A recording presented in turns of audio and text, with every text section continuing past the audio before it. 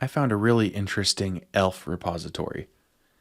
ELF is a state management library for Angular and React, and I am going to start doing some projects with it because it has some entity utilities as well. So it'd be a great source for practice for the StateAdapt entity adapter, and also the NGX entity repos I was finding. I don't know what it was, but a lot of them were kind of like basic. And one of the first ones I found with ELF was really weird. So I thought it'd be a great one to do. It's simple but weird. So let me explain what it is. This ELF site, it is about dynamic stores, and it has stores you can create and entities you can add to each store. So you choose the store, so it's totally dynamic, and you can create the entity and add it to the store, and it shows up here. So here's one of the stores I made, here's another store I made, and I think ELF does have Redux DevTools support, but there's nothing here. So that kind of doesn't really, that's not great. But they are saving things into local storage. So they're saving two things. One is registry, which just contains the IDs of stores, and which is their names.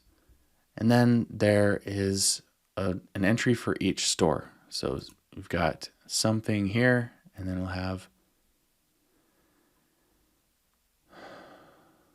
another one. I guess I haven't added an entity to it yet, so it doesn't really exist. Okay, so it's kind of an interesting app. So let's look at the code to make this happen. All right, so first of all, the way ELF does entities is different. They provide, it's a very functional way of doing it, where you have a bunch of standalone functions that act as utilities. And so what you're going to find is it's a little simpler, their implementation. Probably. I haven't done my implementation yet, but this is, I don't know. And they also have local storage utilities. So persist state, local storage strategy. So what I like about, I realized I'm not very zoomed in, but what I like about ELF is that it's pretty functional, and it's composable, and it's got lightweight primitives that you can compose to create more complex behavior. But one thing I don't like is it tends to leave a lot up to the developer. So that's why straight out of the box, you're going to have a lot of imperative code in an ELF app. So this was an article I wrote a while ago called Choosing a State Management Library for Progressive Reactivity in Angular, where I had a demo app with incrementally more complex state management patterns, and yeah, this is how each library performed. So ELF, its other strength is it's going to be, I think, a relatively low bundle size. The code itself is not very, it's not very big. It's fairly concise. On the other hand, what you create is coupled to actual state. So the state pattern is difficult to reuse unless you kind of create your own ways of doing things. Your own, I don't remember how I did it, but there's, I think, a way to do it, but it's not super common. And I'm not sure how much of a syntactic dead end it is to do it. Like, do you have to know you're going to do it from the start, or are you going to run into, which would mean you could run into a dead end if your business requirements change. Then you'd have to back out your syntax and kind of rewrite it in a better way. So I don't remember that, but the other drawback is ELF doesn't have Redux DevTools support. Well, at least not in this one. I think it does, but it's kind of weak from what I remember. I know Akita wasn't that great. I think it's pretty similar. It shows that there's an action, but it doesn't really show the payload, if I remember right. or doesn't show the state change. I think it doesn't show the payload, but it does show the state change, something like that. So yeah. Anyway, so one thing that you do with Elf is you create the store, and it's got this like compose pattern, which is pretty cool. You just the parameters, it's just a list of ways that you build up your state. I do like this, and this probably will inspire the way I do like the way I extend the entity adapter with StateAdapt, because this is better.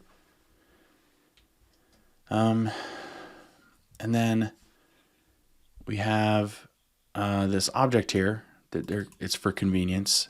I don't know if I'm going to have this, but it'll be used later. So anyway, registry, that's their store. It's called registry, and it's going to have stores in it. And their stores are going to be entities. So it's going to be IDs and entities. And because StateAdapt doesn't have any local storage utilities, this might be a slight disadvantage, because I'm just going to be calling getItem and JSON parse. So yeah, we'll see how that goes. Yeah, where does it? Let's see how well that does. I'm going to do ng-serve. And yeah, the stores are going to be, yeah, right here, they persist the state of the stores with local storage. But where do they access them? Where do they access them? I don't even, wait.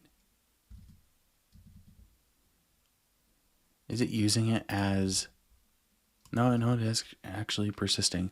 It's because they have a name, I think. Yes, it just uses the store name to know. Yeah, this has to be the same as that. I would have created a variable. Anyway, so yeah, the store name. Yep, these all have to be the same. Okay, so that's how it does it. So yeah, that might be a slight disadvantage for StateAdapt, but it's not that hard to deal with local storage, so I don't think it'll be that big of a deal.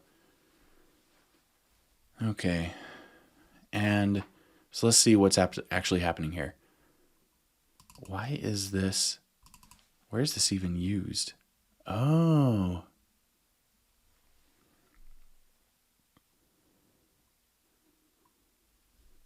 Does this even do anything? No, it doesn't. It's exported. Is this used anywhere else? Nope. So this does nothing. That's kind of weird. Oh well. What do I even do for that? I don't have the equivalent code anywhere to do in StateAdapt. So I don't know. Anyway, this is going to be interesting. So when a store gets,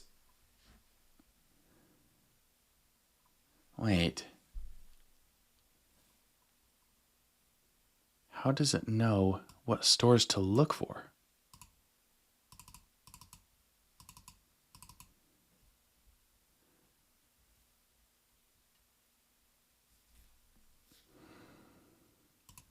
All right, starts off right here. So when it starts, yep, constructor, it gets the names, and then it creates a store, and because it's persisted, it knows to grab the value from local storage. Okay. All right, I'm gonna have to figure out my own way of doing this, but yeah. Select all entities. That's just for a specific, that should probably be called entities.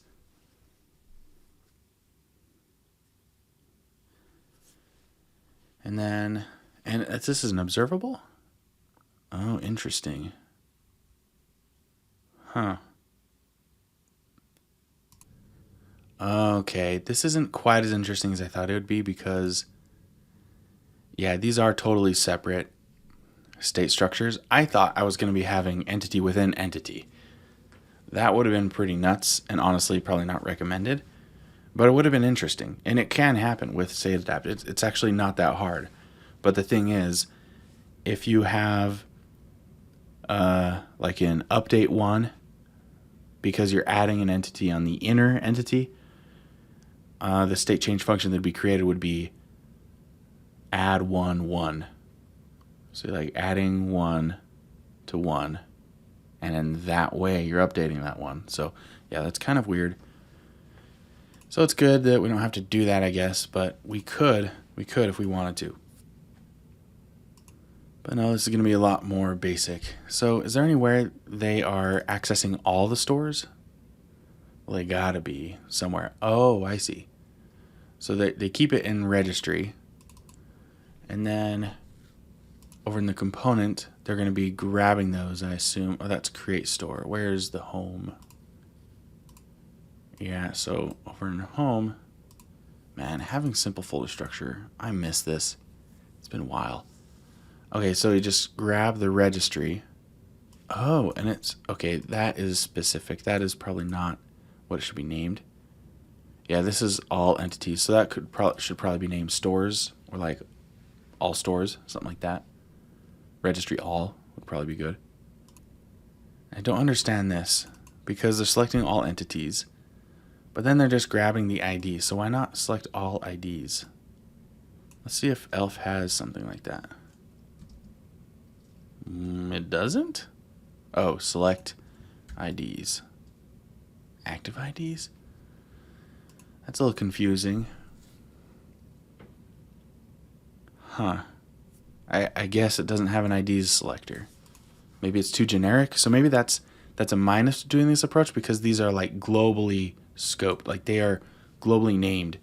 And so get all entities, you have to know what that is. If you do get IDs, what IDs?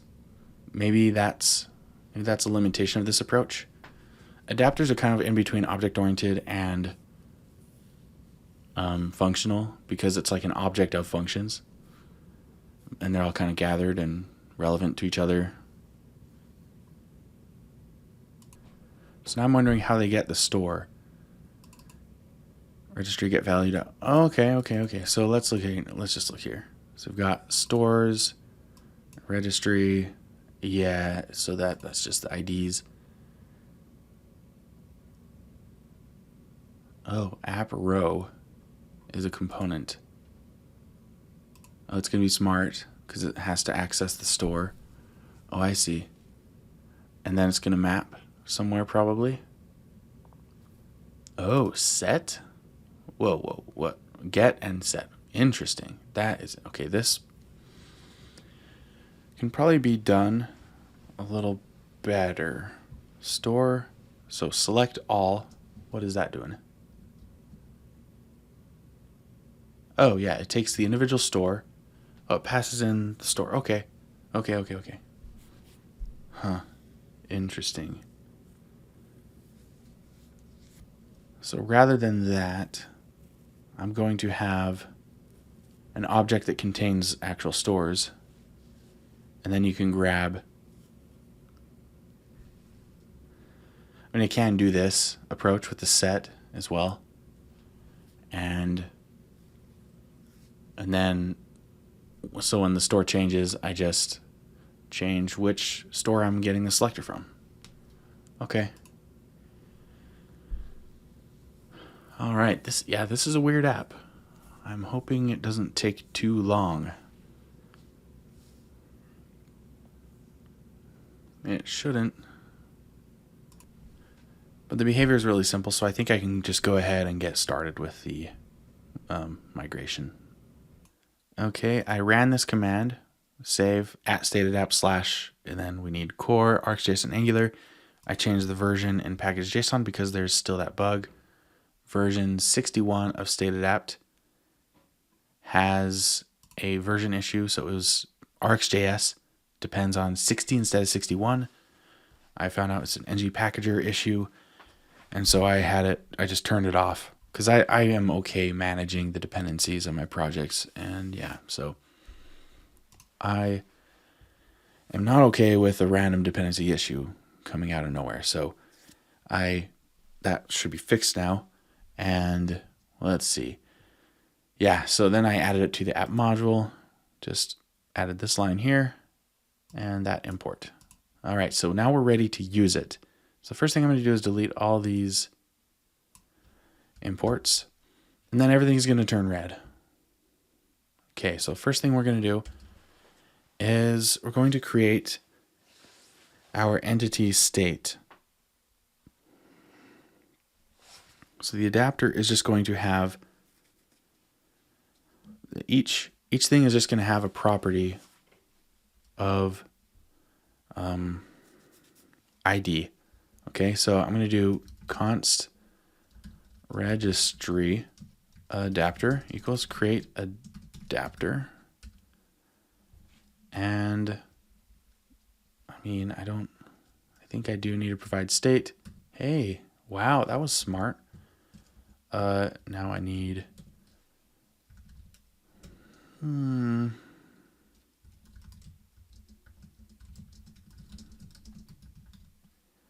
what is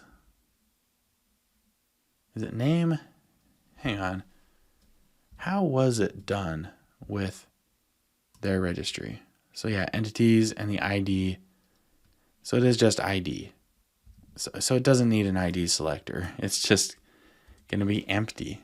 All right. Oops, I do want that, but actually I don't need it, I don't think. Yeah, I think I can just go ahead and create the entity adapter.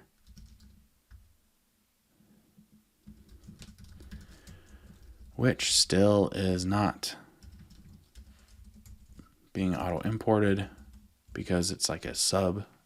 It's a secondary import. Okay, let's see what this comes up with. Unknown. So it's going to be ID string.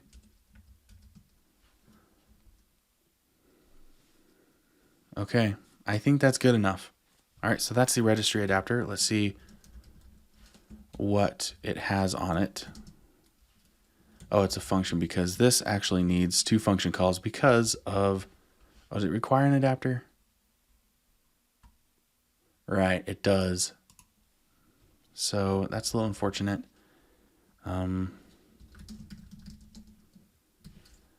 No, we're okay with just ID. So state.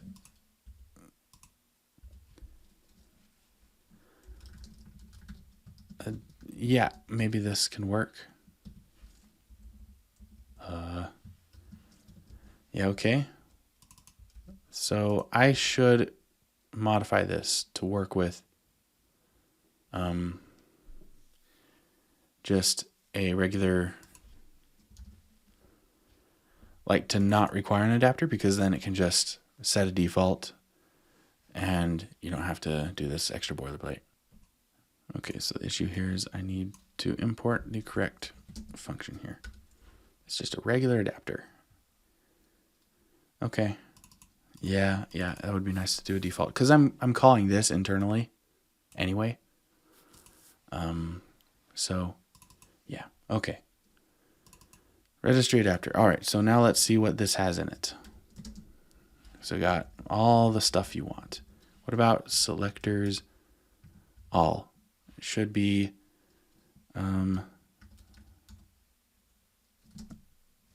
what? Oh, it's a function, right? And so we need initial state too. Actually, so this is going to be create local storage strategy.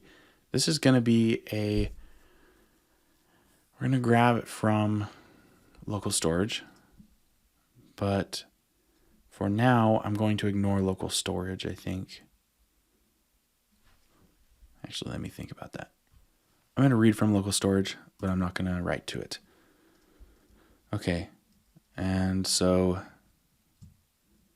I'm going to call it initial states. No.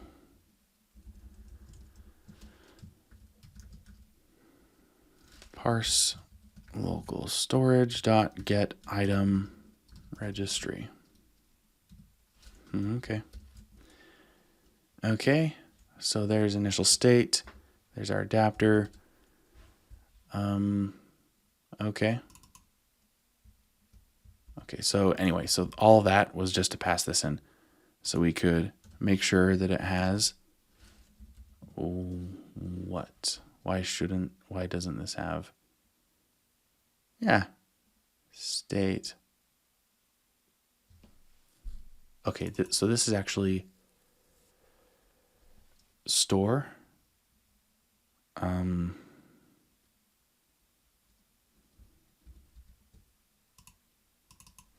Store. It's a store in the registry, so I don't know what to call that.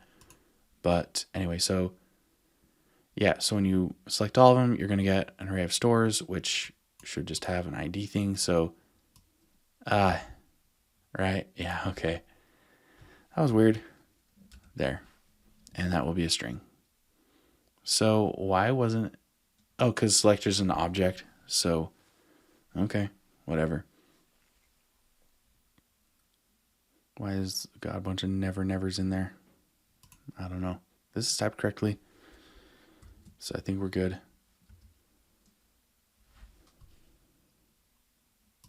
Okay, so I'm going to make one change here. These three I like together because you've got store and then initial state and then the adapter. So state interface, so interface, value, adapter. This is very common. These three go together. They manage the same interface. We've got the registry adapter. Actually, this doesn't make sense there. It makes sense there because this is actually going to be the registry state. Do I need to use that? I don't think I need. I need to entity state. Yes. All right. What is the deal with you? It didn't actually import it. What? Why? That is a first. Not sure why that wasn't working. The prettier settings on this are a lot more forgiving, so I think it's 125 characters wide.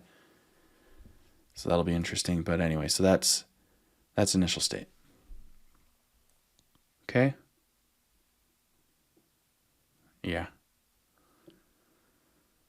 Yep. Okay. Okay. All right. So we've got the state management patterns for managing the registry stuff. Now we need the actual store adapter for the entities inside the store. So I'm going to call it, well, I called this registry adapter because the whole thing was a registry. So do I call the next thing a store adapter? Probably. So I'm going to change this to registry store.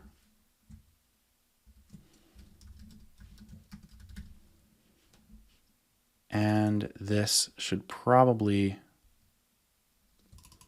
also be changed.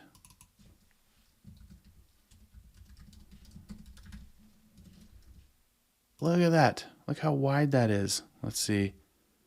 Column 97. Man, 125 is ridiculous.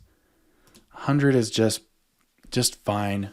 To me, 90 is perfect, but maybe 100 is perfect. But it just goes on and on. There's no way you can understand what's happening at a glance that way. And scanning vertically is a lot faster. So, okay. Yeah, all right, so that's like that. So now I can do the store adapter. I don't need that. And this will be just entity state. So it's going to be really boring.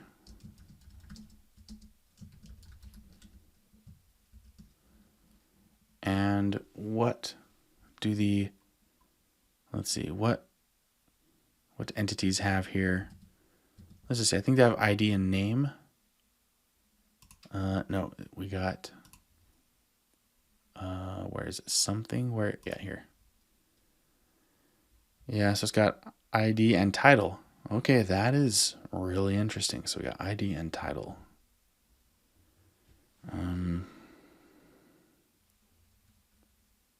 Yeah. This is just going to be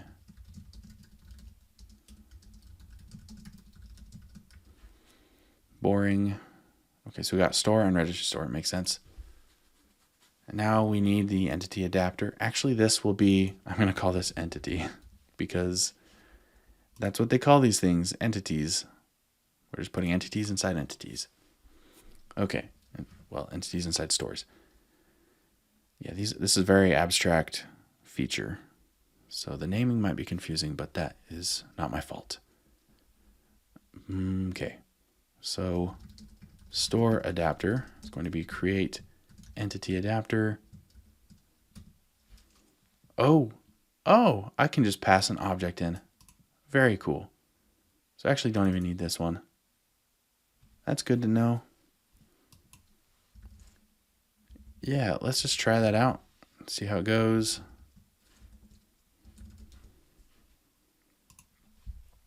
Thank you, Copilot, for your random suggestions. Okay, so we got store adapter here. And that's going to be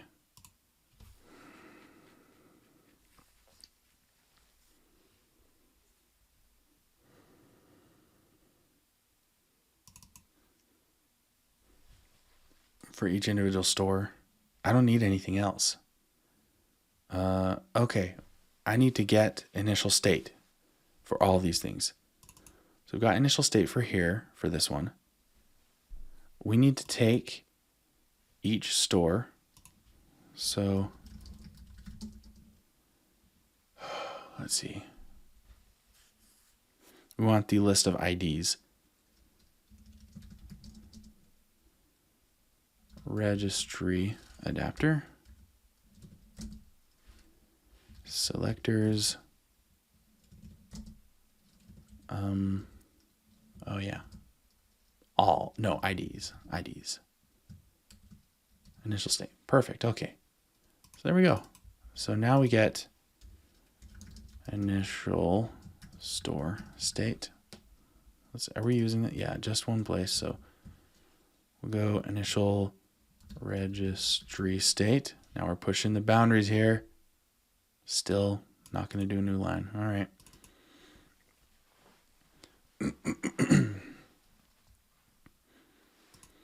So now I got initial store state, and that's going to be reduce. Is that the best way to do this? I doubt it.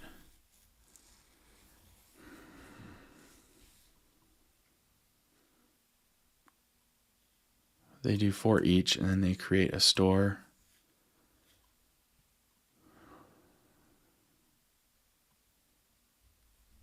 I mean, look at this. You don't need this check.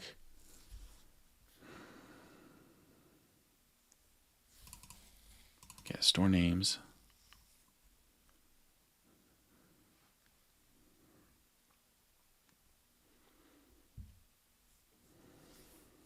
Then you got create store. And we actually don't need to do this until we actually have stores that we're creating. Right now I'm just creating the adapters, and I'll create the stores below. So this doesn't even have to be here. I think I'm good for now. I'm going to work on creating the stores.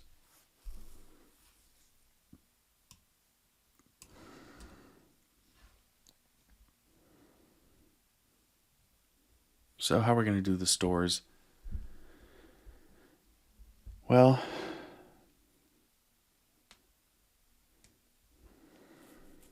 I'm going to do it the same way they do. I'm going to have just an object, and the key will be the store ID.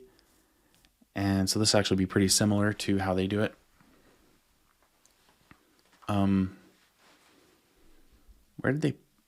Where's that? I deleted. I think there was just a regular store.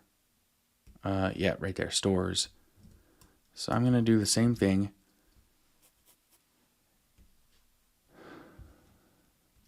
And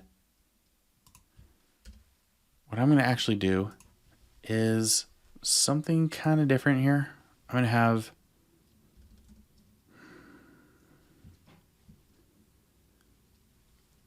no, I'm going to do the exact same thing they do. Why not? All right.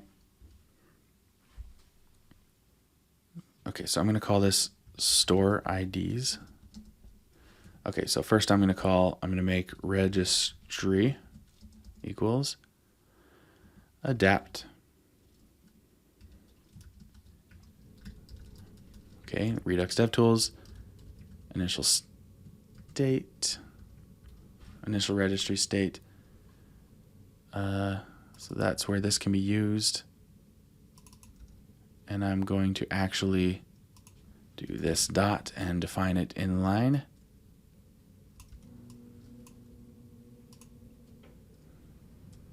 I'm just going to assume this will work.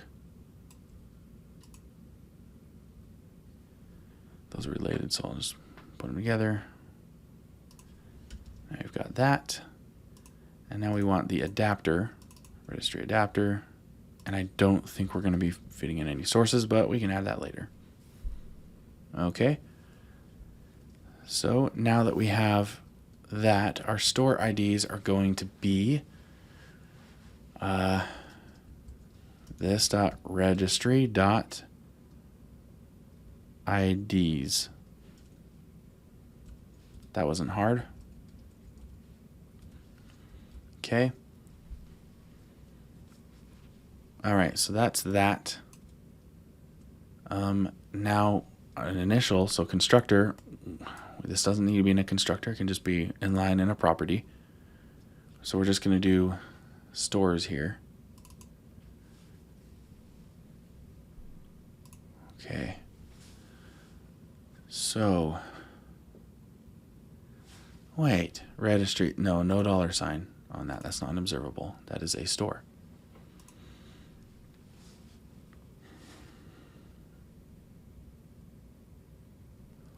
All right, I got the IDs up here.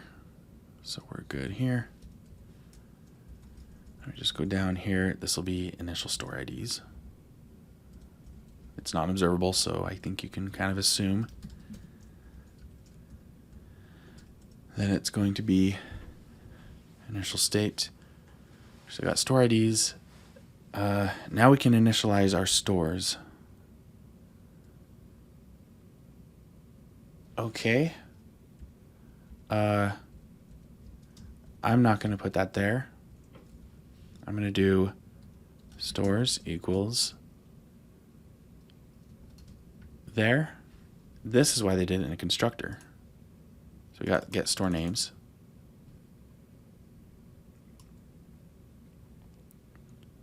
Or I can also do this. I'm just using their code, so how cool is that? And now it'll be this dot store, create store. I got my own way of doing this.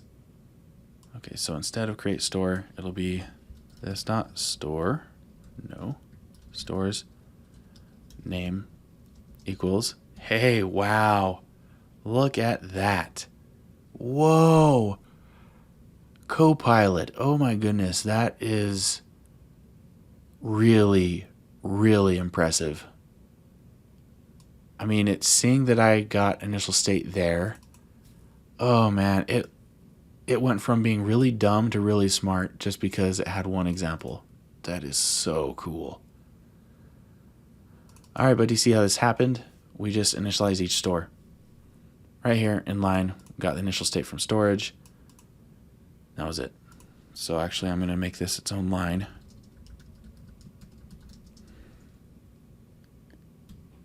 All right, entity state of entity.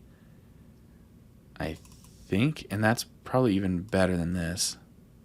Yeah, that's the exact same thing, but that's now going to be entity state of entity. And that is managing entity state or entity. This should be entity state, shouldn't it? No. This will be entity state, right? No? How do I define entity state reactions?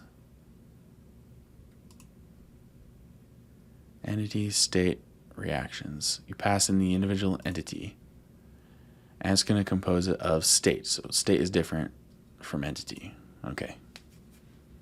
All right. Still getting used to the thing I made. That's pretty good. That's pretty good. I think that's it. So with that, we're good to go. Create store, just add one. Ooh.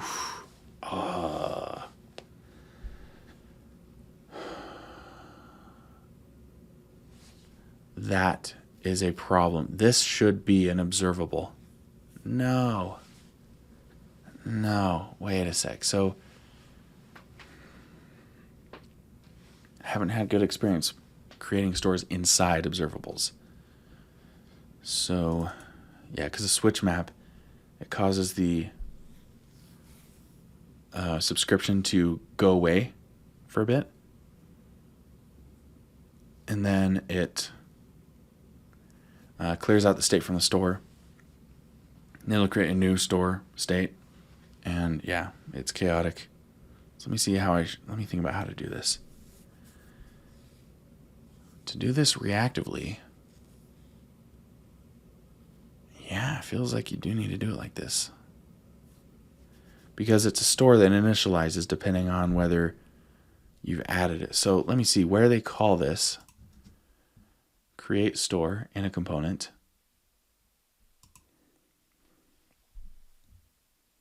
They just call it. But you have to. Yeah, so where's the registry? They have to push the ID. Yep, right here. So they do two things. So this is two imperative statements. So yeah, that is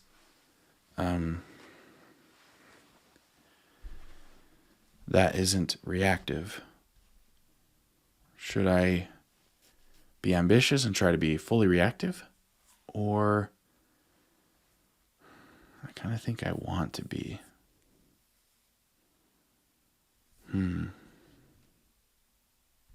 There's something interesting with this. This is like a fine-grained versus coarse-grained type of situation, because if I have an observable of all store IDs and I define this stores object as an observable instead, and it chains off of that one, if the IDs change, do I destroy all stores and create them all again? Or do I do some virtual DOM like diffing to see what changes there, like just figure out what the diff is and create the store or remove the store if, yeah, so I don't know what I should do here exactly.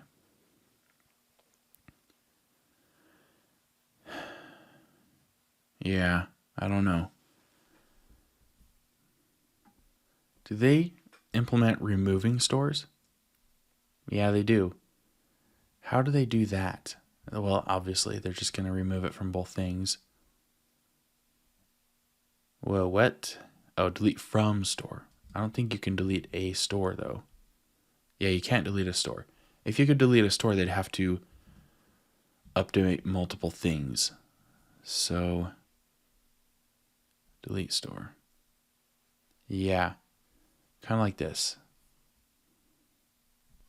So you've got the imperative approach that can be fine-grained, because you're based on the event, you know exactly what diffs are already there. And you've got the reactive approach that seems to only be one giant update of IDs instead of a diff, like a specific change. And then we would need to figure out what changed after the main state changed. So the fine, it's like an accumulator, you know, like the individual event gets removed or the information gets lost. It's in state. Now we need that precise change again. That's annoying. This is something that's bothering me. More and more, I'm wondering how Solid.js does array management. Because I haven't looked in depth into their for component yet, or how they do signals with arrays. I read their documentation a while ago, like I don't know, 6 months ago.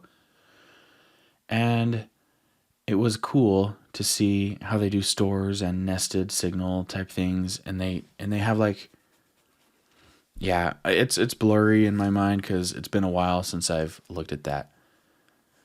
But the thing that bugs me is the imperative nature of it. How do you do a declarative state change and not lose the the granularity? How do you do that? And what should I do on this project that's right in front of me right now?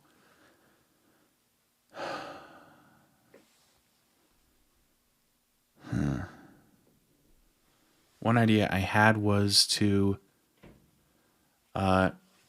do what I do with StateAdapt normally. If I need to make 2 changes, I have one event that gets pushed to from the DOM and then 2 separate stores that react. But then the second one would be a store of stores themselves, but state shouldn't, it should be serializable. So that would be pretty wild. But yeah, so the adapter would literally have store methods inside of it, like store creation methods. That'd be nuts. So yeah, it wouldn't be pure functions. It would be, they would have side effects, but you'd basically have inside an adapter method this call to create a store because a new store was added. So yeah, that's how it would change. And then you'd have an observable of an observable. And that also kind of sucks. Is something else possible? Do I have to do it the exact same way they're doing it? I just gotta think more about this. This really is a weird situation. Honestly, if I were doing this, I would do the nested state, even though it's kind of weird. I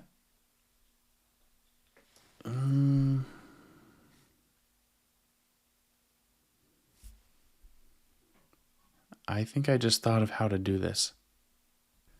It works for this project, but something's bugging me about it.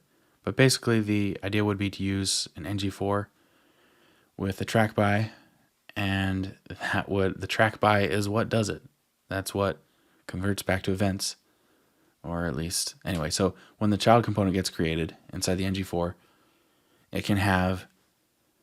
We already have the app row being a smart component wherever it has gone, right here. This is already smart component. So just access through an input the store name, and then in here it would actually create the ID and persist the storage. That would work for this for sure. So I guess ng4 and track by, if you ever run into this situation, that is something you can do. And I can keep the logic up here. I can keep it up here. I can make a method that creates one of these stores. So that works. Yeah, that might be a good way to do this. So when you add a store, what happens is it goes ahead and adds it to the IDs, and then the ng4 on the component on the home page is going to find that ID, pass it to the row component. The row component, it's not really row, but it's going to create the individual ID where the adapters get put. The problem with that is when you're not on that page. Yeah, so it's the life cycle of that state suddenly depends on being in that component. Then if you change tabs over to the create entity, this one, it's going to have this, but then when you hit create, who's listening? Where does that go? If that store's state is not already initialized and in a store, it's not going to actually add it to the store. So that is an issue. This actually needs to be global state.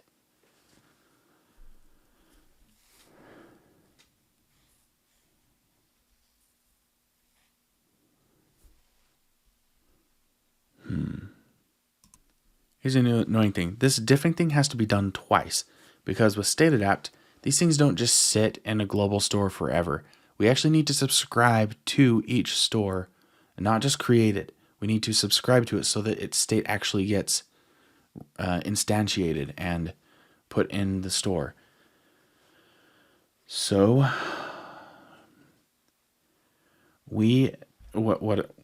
so I need diffing. I would need two objects to do this in a really global way. One would be a stores object that holds the actual stores, and then one would be a subscriptions object. And then I'd chain off of store IDs and have like a pairwise thing so I see where it changes. And then I'd implement the track by logic by myself so I can see, okay, here's an ID there. We still have it. And then if there's a new ID, create the store, set it as an actual store. We're chaining off of this. Yeah, we have to chain off of this because, and then just return this stores thing. But this needs to be a thing that's outside of the RxJS chain because it's going to be permanent. We have to keep it.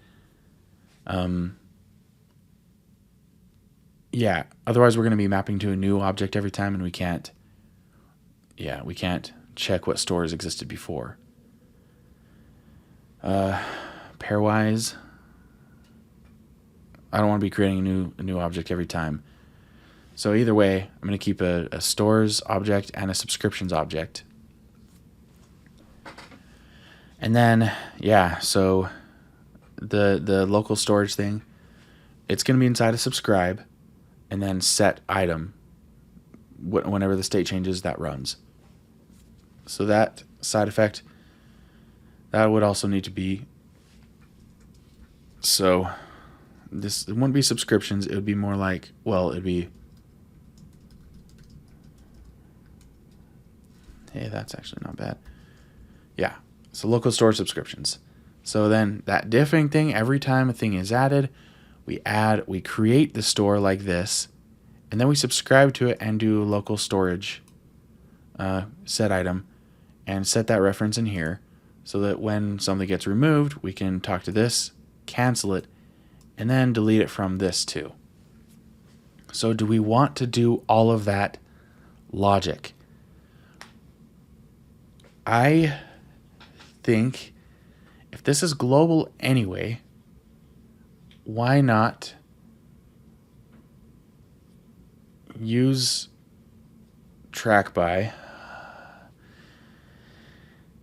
This is hurting for me to suggest this because it's so weird, but what if we create our own row component that's hidden, but it's always present in app component? So what are the pros and cons of that? The pros would be we could just pass in the IDs of the stores, and then it would manage everything automatically. We write the logic once for one component. Imagine if it's in here. We just do adapt.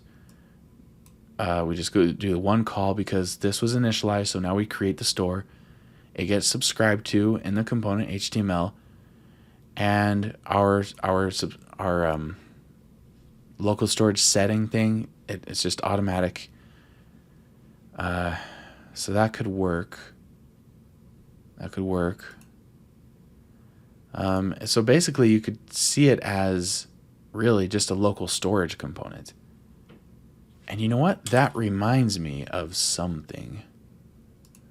Back here, I had, let's see, what would I call this? Right here. local storage, I suggested maybe creating a local storage component. So actually, this might actually be really great. Okay, so one of the drawbacks of this, though, is that, so I would do an ng4 on this and a track by, but the drawback is that it's in the app component. But you know what? If you want it to be lazy, you can create. So first of all, so this behavior with services. This is provided in root, but it's not actually going to get instantiated until something imports it. So that is somewhat lazy behavior, and that's actually nice. But if I put this component in app.html, it immediately gets instantiated. So with all that code imported into app module. So let me think about this for a sec, see if there's a better way of doing this. But I would like this because this would be reactive. You could engineer this. I don't want to do this, but you could, if you had a lazy loaded route, you could put this somewhere, this component, like this local storage component in the HTML of the lazy loaded thing instead of the app component. So obviously you could always do that. And then it's lazy loaded whenever you want it to be. But it's like such a, and this is already pushing it, having this component at all. This is something I know a lot of people would like go like, no, local storage isn't in the DOM. But, you know, I kind of argued for it here. The one thing that intuitively made sense to me was realizing that HTML has an audio element.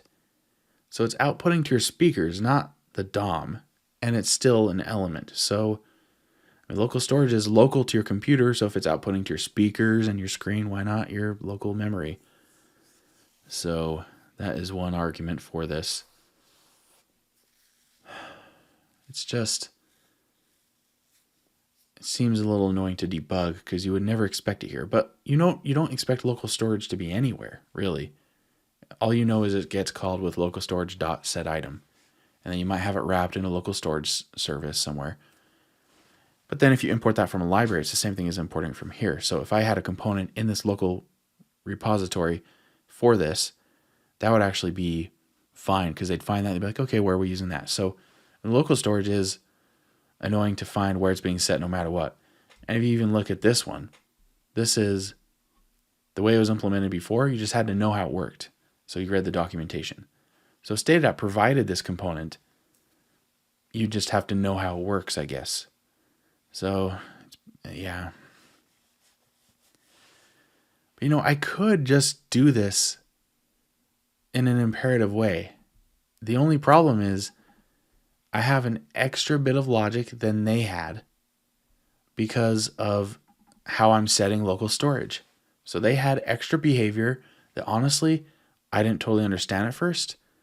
And that prevented them from having to do this diffing logic twice, except they didn't do the diffing logic. They just didn't do it reactively at all. So overall, I think creating the ng4 loop inside app component is the best thing to do. At least in home component. Well, not home component because it's, it switches, but actually in the app root, in app component. And then if all of this becomes underneath a lazy loaded feature, then maybe we can then put it all underneath one component or have a sibling router outlet. I think you can do that. Still, I don't think they ever will take that away, even though I rarely see it. But yeah, most likely you just have like a parent app component for the route. So yeah, this is totally fine. It's because I want to do things reactively. So the problem with StateAdapt is not being able to support local storage utilities just out of the box, but then you also have to manage the subscriptions. So actually, either way, I would have to subscribe to it in order to keep it in global state. I thought about adding an option for store creation where it's just always there. But then I thought, you know what? You can just subscribe to it. Just subscribe to it in your service itself. So every time you create a store, just subscribe to it. And then if you want to destroy the store, then you don't subscribe, which would be rare just because of like weird apps like this, where you want to dynamically create and destroy stores like this based on the state in another store. That's the weird thing, because dynamically creating a store is easy with StateAdapt. You just put it in a component. When the component renders, it creates. When you subscribe to it, it initializes the state.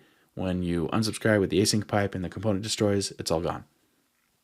So that's really easy if you do it in a component. So yeah, interesting stuff. And I hate that there isn't just a dumb, simple answer for reactivity, because this isn't good enough. Like, I hate doing imperative stuff more than you need to. Having the store entities, the naming is confusing in this app, but having the stores that should be dynamically created and destroyed, having those chain off of the state in the other one, that is reactive, and that is nice. And if they ever do implement delete store, or I could implement it trivially. I just add a button. If they did it here, it'd be somewhat trivial. They'd have to remember to do both of these effects though. And it's not bad for two, but if you add other downstream things and you want to do it imperatively, it's easy to forget that thing. So in general, I don't like imperative code.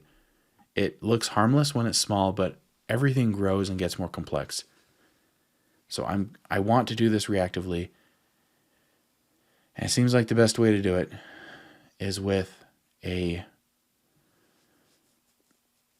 inside a component, inside an ng4 with track by possibly.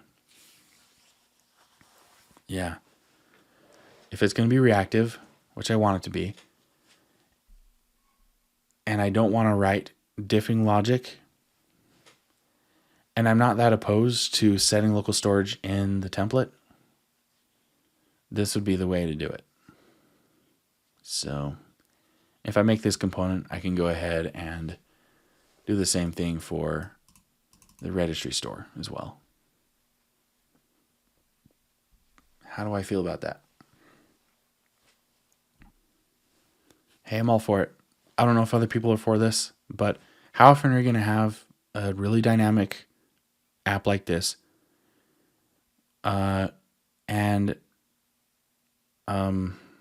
In that case, you could choose to write your own logic for this.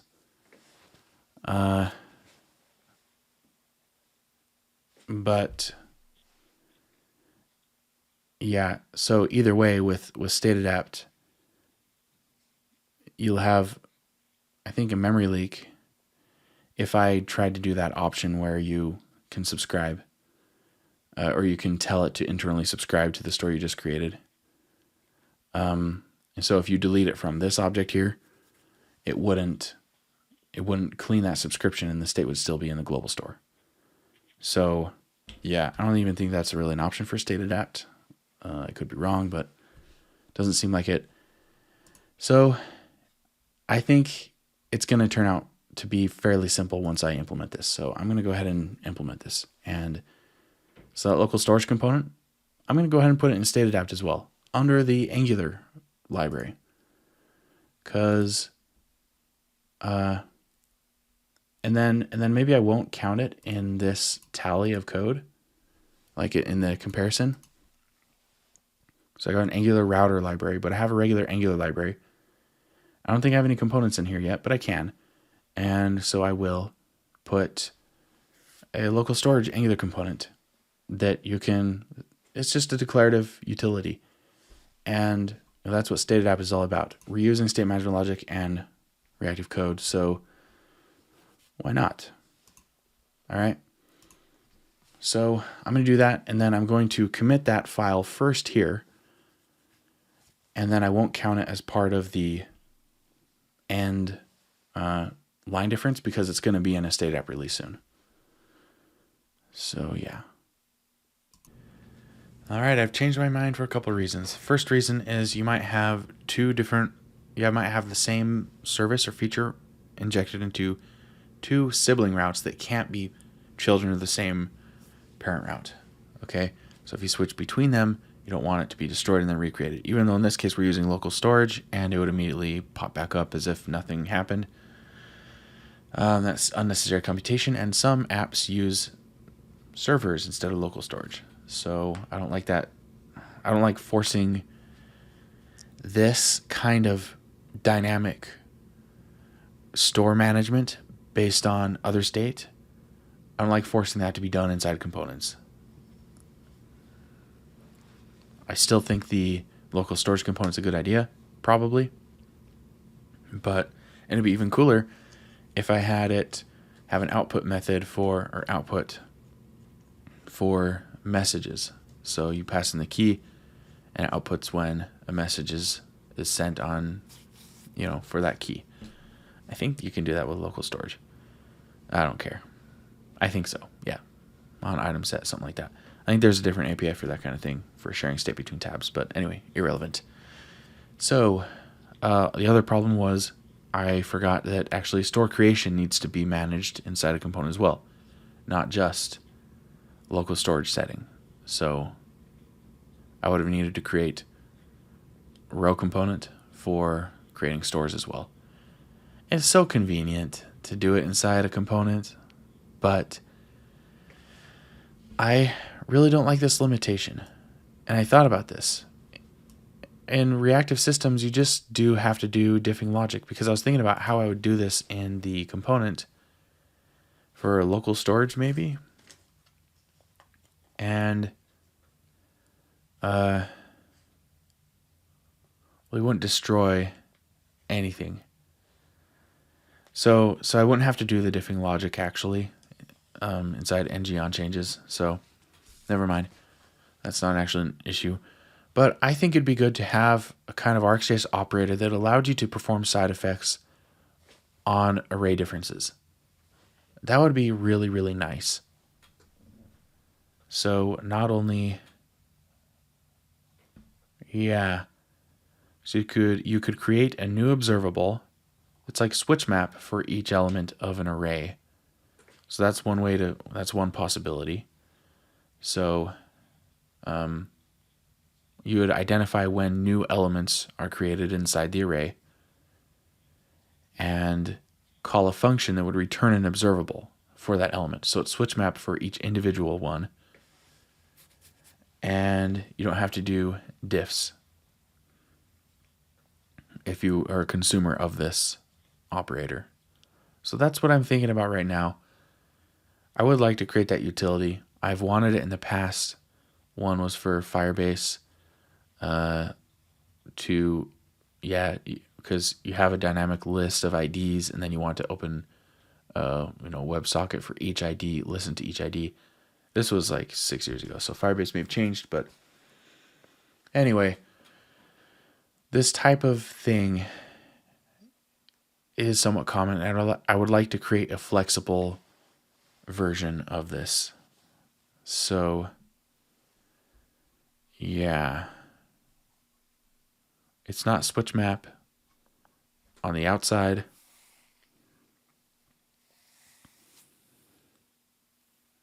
Or maybe it is, because you start with IDs.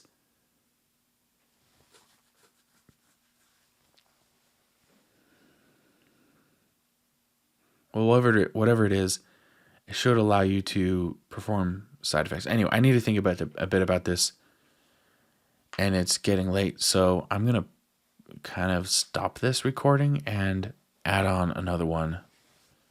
I haven't edited a video in like 4 months. I always just pause and do things, but now I'm going to edit a video. I'm going to put together 2 videos. It's a lot of work. Anyway, so that's, I'll come back tomorrow. So I just had to create an update video real quick. I had to write down notes about what I wanted to do basically I want something like ng4 but in code.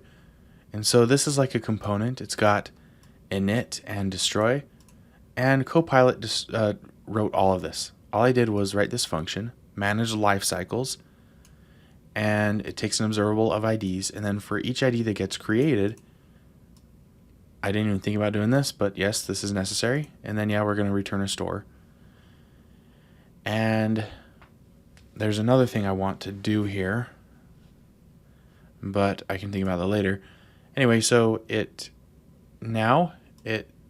for destroy, I didn't think of this at all. It put this in, but this is actually not a bad idea. You get both the ID and the store. That's really good. And then you can, I'm not going to do this. Or should I? Maybe I should. Well, we're never destroying stores in their code base, so this is irrelevant. Yeah, you know what? This is irrelevant. The subscription management, I could just create the store and subscribe to it immediately, and then it never has to be done again, because this is only going to run when it detects a new one. That's how I'm going to make it. So I could do that. I could just do that, and that'd be really simple. If I wanted to, I could make this a whole object and have it be like input, on init, on destroy, and all these things are optional. But I could even make a class as well and have on init, on destroy on that. That'd be interesting. But I don't like classes, so. But it'd be easy to convert that to a component if you felt like it, I guess. I don't know. Anyway, but what I need to do, I really don't need to implement anything else. I really do just need to implement the init thing and the destroy thing for now.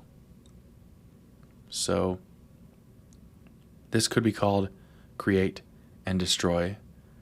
Object keys on this, create, destroy, and then I could do like a change thing and then track by. Yeah, there could be interesting things. It's basically like this is the component lifecycle methods, and then everything up here is like the ng4 syntax. So it's kind of a lot to have all in one function call. But, this could be an array of, it could be like this. And then you could take ID dot, whatever. You could do something. This is like a track by. You take the object and then return something, and then if it's new, or if it changed.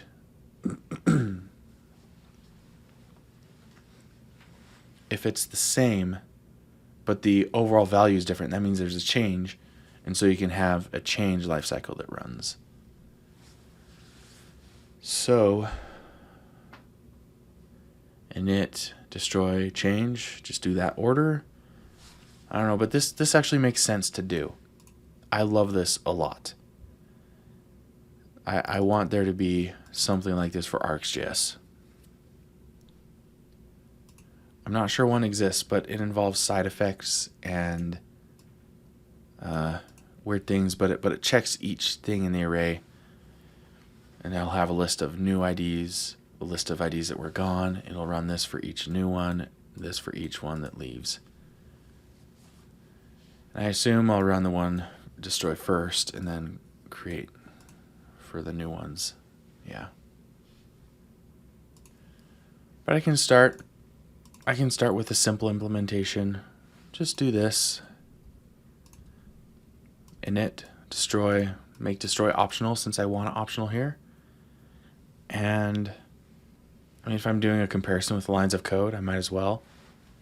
So yeah, why not? And so this would return an array of what gets returned from init. Okay, the other thing I have to think about is how to manage actual side effects. Because I could return an object here like value and cache.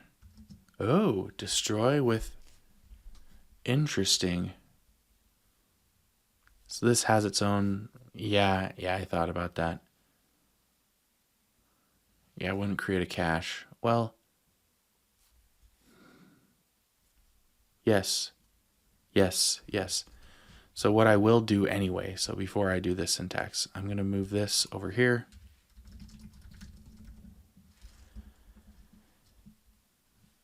And, oh, I could do like a React thing. No, that doesn't work here. I'm returning a value. Can't return a cleanup function.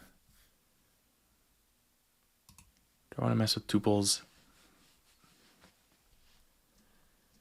Anyway, so I would need to do this. Const sub equals store.state.subscribe. Ooh, there it is. Yeah, that is awesome. And then I could return destroy here somehow.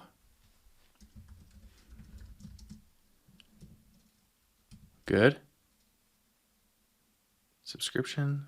No, I think destroy is a good one.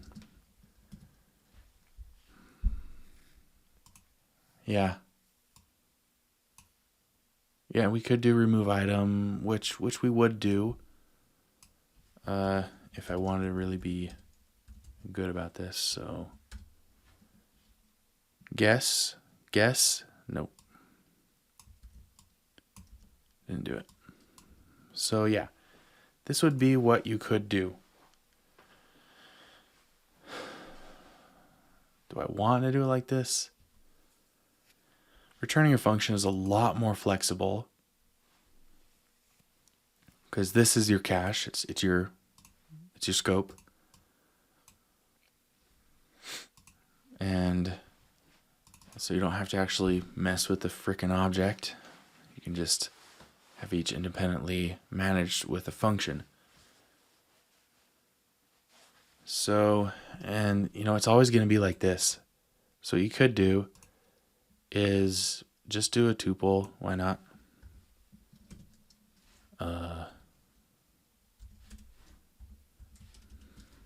Maybe. Let's see how this looks. And then maybe people could be familiar with this type of thing. How does Prettier feel about it? It hates it. I hate how Prettier does this. I don't want that.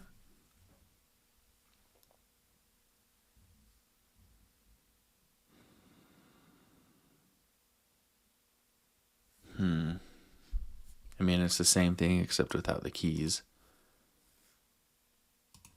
Here, I tried this just to find it above, and then Prettier is happier with that. I'm happier with it. It's fine. It's not amazing. It's just fine. So what would this produce? It would produce an observable of an array of stores. So whatever it's returned from here. So that's not bad. That's really not bad. And so manage lifecycle. This is kind of like an effect, actually. Maybe I could call this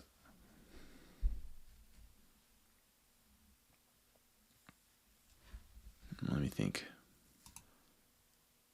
Oh, I don't think it's an accident that this reminds me of useEffect. Because with useEffect, you're taking something that isn't fine-grained and you're filtering down to specific subsets of it so you can implement some reactive behavior.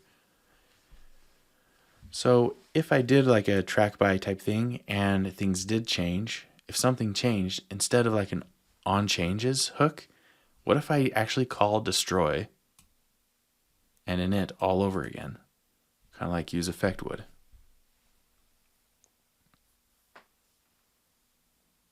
Now that defeats the purpose because the reference changed. So why would you want that? The syntax would be annoying though, because defining a function here and then a function on change, that sucks. So yeah, unfortunately. Yeah. Also, I was thinking about solid.js. Some signals are of arrays. And so you actually need to handle signal creation for a new element. And I forgot what the point of that was.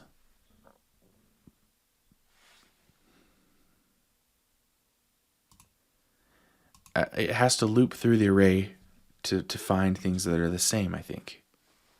Probably. So, yeah. Yeah.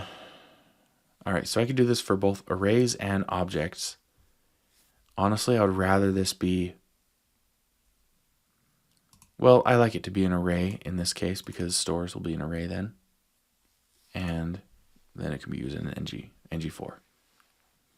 This is extra stuff. I don't actually need to provide this, but this is just for the API for me to do this with. So, but I'm thinking about that name still. I'm going to call it mapEachWithEffect. Okay, let's see how that goes. I'm going to implement it real quick, because why not? Other than I'm really tired and this is stupid to do. Never stopped me before. All right, here it is. Copilot helped a lot, influenced a lot. So we'll see if it sucks or not. But so you take in the observable of the opening type, and then the mapped type will be the first result. So like this. And let's see what happens. It'll probably complain. Yep, it did. Okay, so I need to make that optional. Yeah,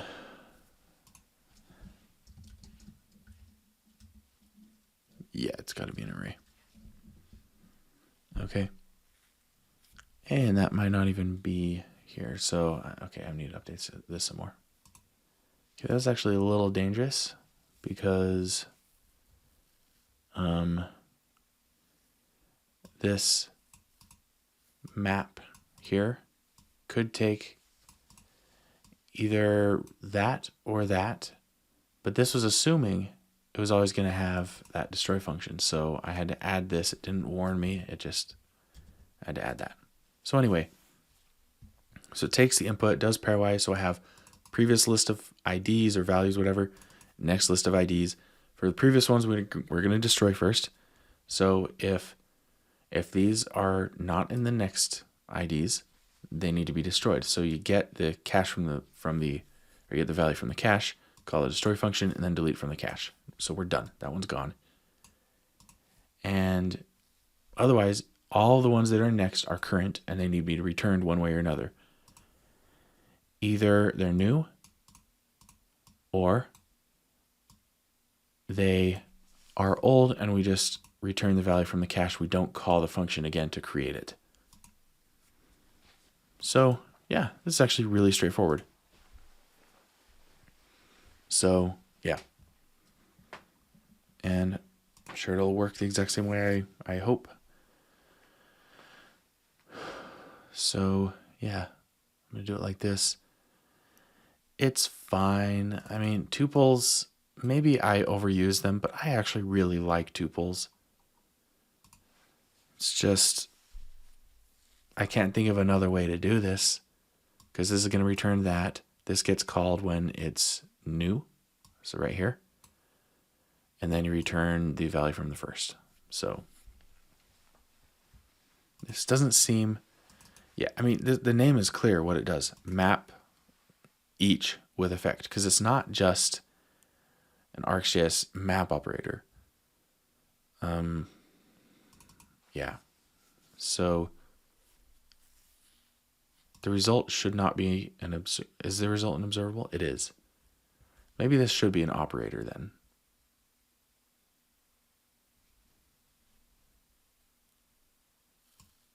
Probably. maybe that would solve some syntax things. I don't know. Because you do this dot pipe, and then you pass in, this is the thing you do with the inside the pipe operator, and maybe that would allow for, it wouldn't really change anything. The syntax would be mostly the same, but yeah, this should probably be an operator. Probably. Yeah. Yeah. It's actually a pretty simple thing. Pretty simple. If the ID changes, then it runs this and returns the new mapped value. So it's like distinct until change kind of mixed in here. But it's for each. And maybe there's a way to do this with RxJS that I just don't know of. I'm not actually an expert on all the operators that might exist. Or no, I actually have looked at a ton of operators, but I'm not an expert on all the options for the operators. That's something, like, I rarely use non-standard options. So anyway, yeah, this is fine. This works. This should work. This should work. So should I go ahead and just, yeah, it's my choice to run this subscribe. I don't have to do that. I could just map it.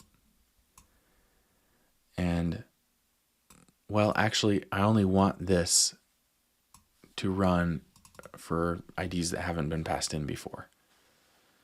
So it kind of is like an effect type thing, maybe. I don't know. I know how it behaves, but we'll see if the name sticks, I guess. Yeah, I should probably make it an operator, though. I can worry about that some other time. Yeah. I'll put it in my StateAdapt RxJS library. Okay. So create store isn't going to be anything. It's just going to be add one on registry. And this will happen automatically. Isn't that beautiful? Okay. This makes the dynamic side of things with StateAdapt way less obnoxious. I'm actually pretty excited about that.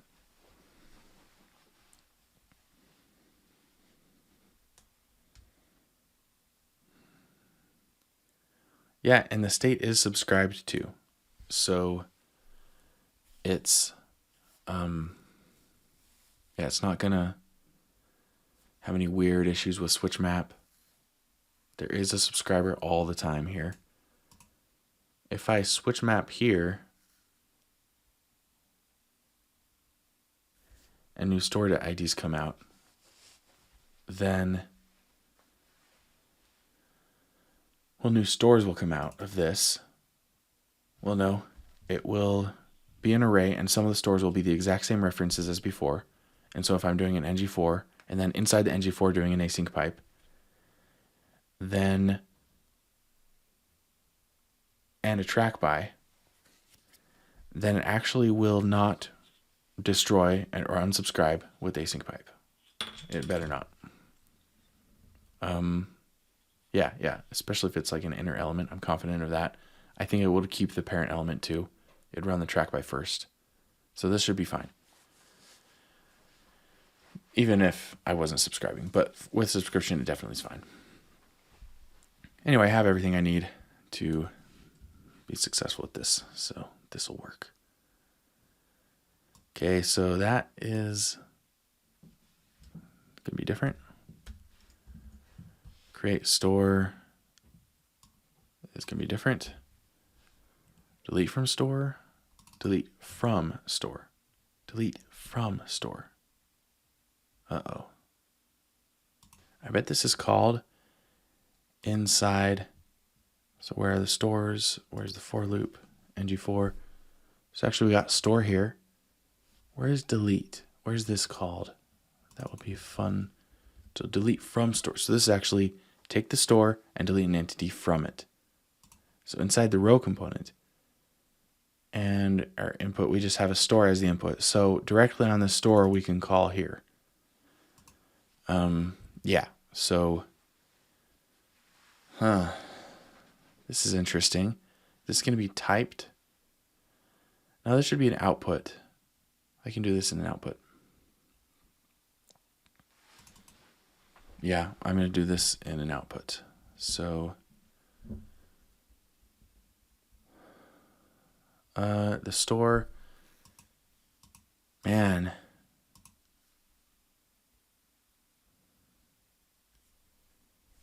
Is there a way to take an observable and get the inner value of it? Infer, extends and infer. Yes, I can, but that's a type. That's advanced type. So, because I'm using type inference for this, and this is actually kind of a complicated type. So I would like to not have to explicitly type that here. So I can just take, where's the registry? Constructor, yeah. So I can take that. All right, entities. Why are there entities here? Okay, so let's just, this is too much implementation. I need to stop, but so input store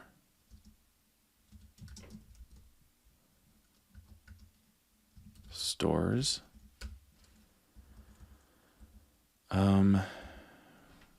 observable of, so let's see, type in observable.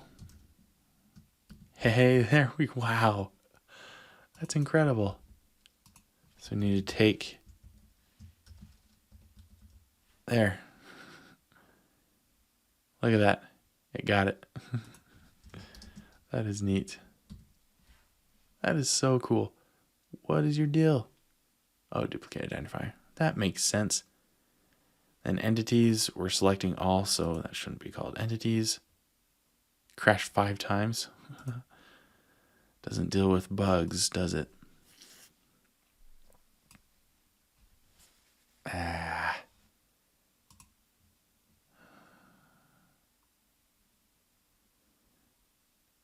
Yeah, that's not great typing either.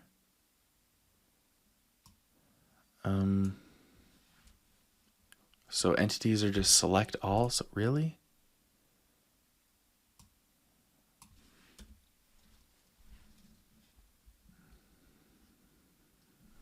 That's not going to be that. We're actually going to use this on init. I'm going to say, so first we're going to do, oh, entities is the right observable name because we're selecting all entities. Okay, this is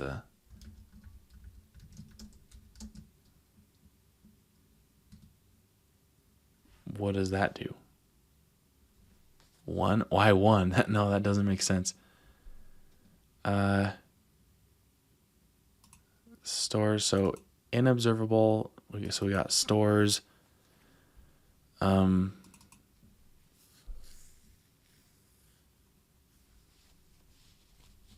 Observable of that? No, that's not what this is. That's going to be, so you take the store property and it's going to be, I think that's it. Because that, no, we're not going to do entities, we're going to do all.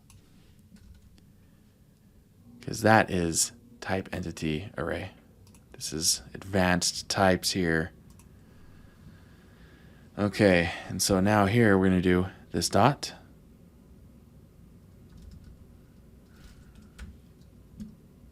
Yeah, that works. Perfect. And yes, it will be defined. Well, it should be. We'll see.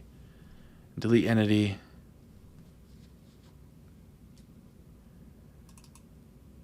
At this time, the store will have a thing on it. So in the template, delete entity, remove 1.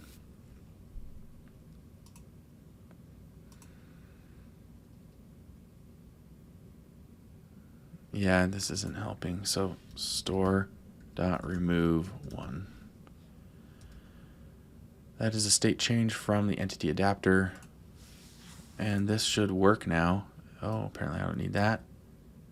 It's all handled with the store object itself. So that's pretty cool. Okay. Okay, row component. Now homepage, HTML. Stores. I don't like that. I don't like that. I just want to set this. Enough with the imperative assignments. Just do it. It doesn't? It should. Oh, is this still... So I delete from store. Delete from store, don't need that because remove one counts, right? Yeah, delete entities. Delete from store. Oh, we got multiple entities. So remove many would be the case for that. But the component only was doing one, right? Row component.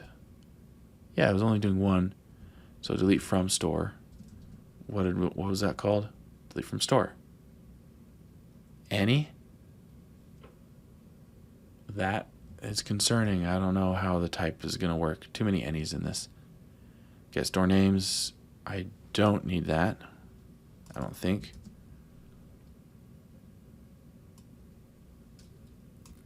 Yeah, those probably used in the row component. Select all. Don't need that. I shouldn't. Yeah. Upsert to store. Create entity component. So this component is the last one that needs to update. Yeah, this'll have to be utility. I'm going to put this in its own file.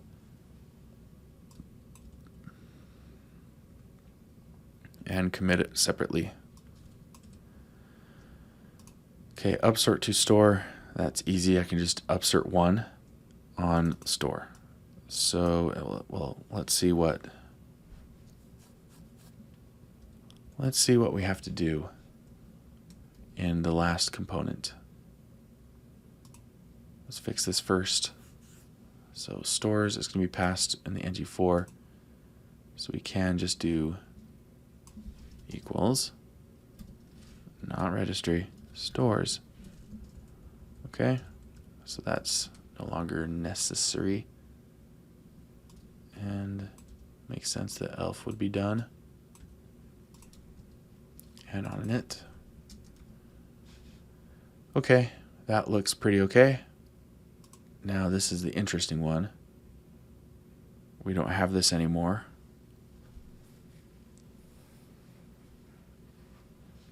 We're creating a store. We also will have to fix this component. This is actually kind of going to be the weird one, maybe.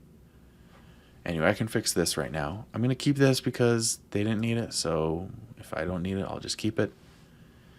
But what I need to do,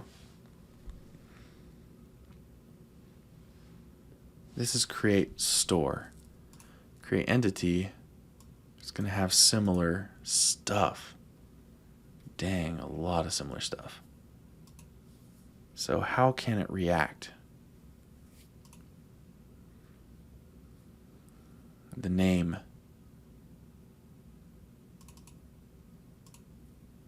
How does it know what name to put it into? Oh, that is the store name we're going to add it to. Sweet. Okay, that is interesting. This is very interesting. Because now we're having dynamically created stores. Huh. What? How is this going to work? The state change.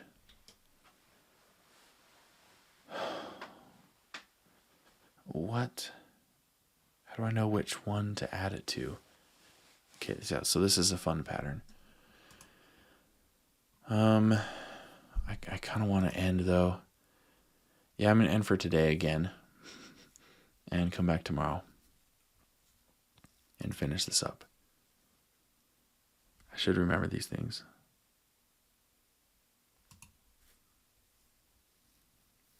Man. Okay. All right, I'll be back. Let me hang on. I'm gonna think a little longer. The event, I want one event to fire. So added to store. I don't want each.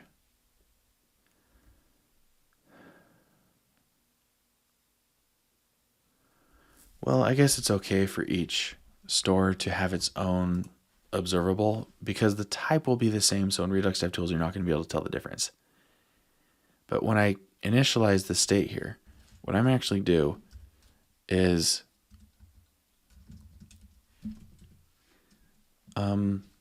up cert one. No, it doesn't know anything about StateAdapt. It is silly. Okay, so let's try. We could probably just add it here, but it'll be create entity source.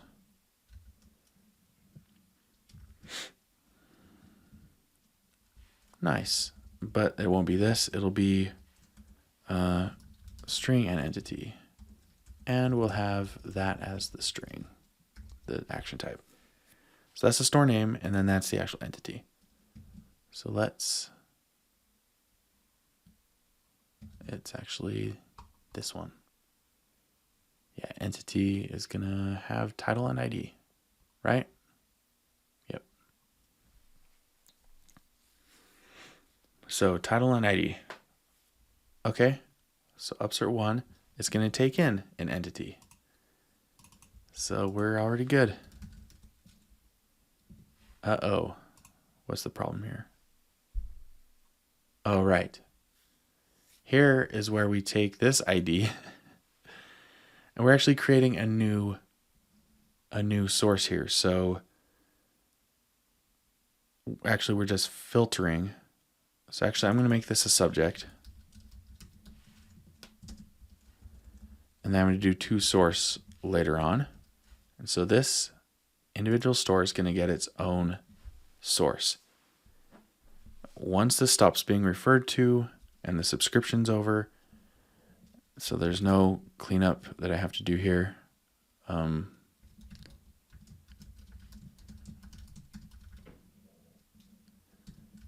Filter. Ooh. All right. Yep, map. That is correct. toSource. Now we put that in there. And, oh, that is beautiful. It's actually not that beautiful.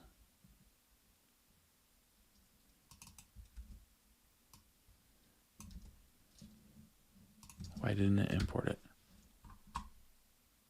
We got it here. It looks good to me. Oh. Okay. Wow, fun. Oh, that is so fun. I'm going to put that at the top. There. Okay, and separate it out like that. So now when they push a new value into that, this has a lot of subscriptions, but also a lot of filters. And the filter has this in its scope, so it knows to emit. And so each store has its own source version of this. Okay, so, all right. This is a little complicated to understand because it's a few new concepts altogether. With this, I've never done that before. Yeah. But now, when we go to create entity component, oh yeah, I was going to make this part of it too, because it can filter. And you can push context in an event. So valid is the context. And then this map logic can be done in the store itself. And then this .form.reset. I'm just going to make that something that gets called in the template itself after you submit this, because you can do multiple commands, because I don't want to deal with patch value and doing all that stuff right now to make forms actually reactive. It should react. If this was in store, and if this was state that was actually managed, then it would pay attention to, oh, that's actually interesting, because you'd have a source up here that would be listened to in the store, but also in this store. And in this store, it would turn the edit entity to nothing. And over here, it would submit the value. But the interesting thing is, this isn't a source, and we can't actually create a source until we have the store that it's for. So in Redux DevTools, even if they have the same action type, it will show up as two separate events in DevTools. So that kind of sucks, but there's no way around it unless you're going to store a source by ID for each store. So slightly unfortunate, but not that bad. All right, so now I'm going to stop for today, leave notes. I did all the weird stuff. It was fun. Yeah, I'm going to leave to-dos here for me to pick up tomorrow. All right, goodbye. All right, let's get this finished. Okay, let's get the store list first.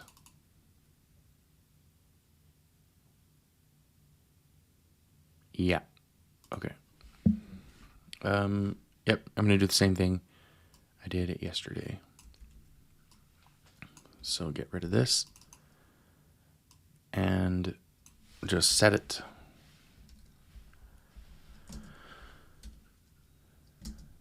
Okay, dot, right, okay. And now it's going to be registry dot all, nope, all, right? Yeah, they'll get the list of, well, I get the list of IDs, so maybe that's not what I wanted. Maybe I just wanted that. So list of entities with ID property, I want just the list of IDs. Okay. I think it's not a problem just knowing that the ID is the name. So, all right, now this isn't implementing this anymore. And this time I will organize imports and save a little bit of time. Okay. Now in the component, so here's what I'm going to do. Up here, this, where's that function? Oh, that's, yes, right here.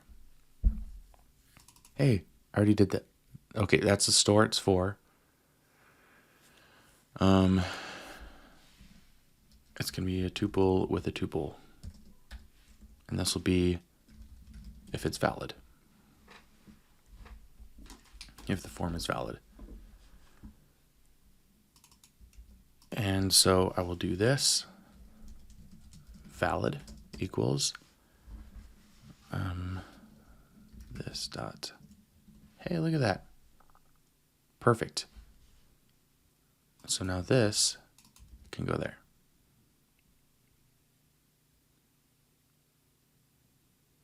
I mean, this is right. Type Boolean. Oh, I needed to map it too. So, oh, I did. Oh, I need to filter it. That's the filter. Okay. And then I need to map. There you go. There. All better. Okay. So, but not just this. This is where I'm going to do this logic because it's valid. So it's going to have the value, and I'm going to map to one of these.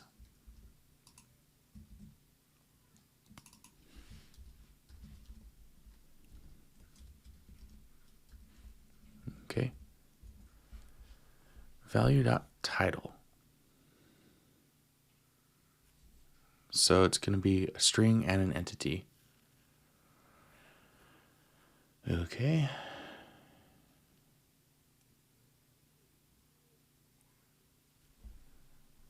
Okay, so actually,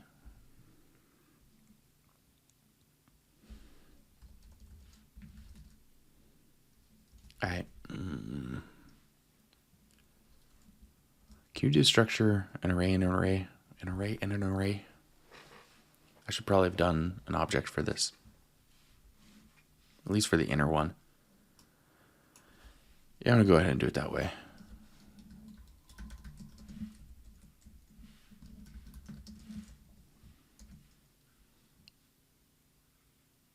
What is happening here?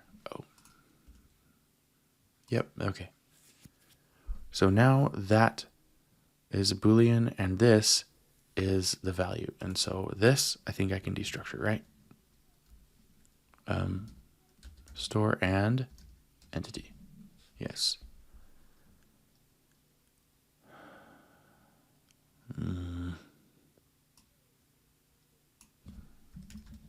Yeah, I wanted to do this.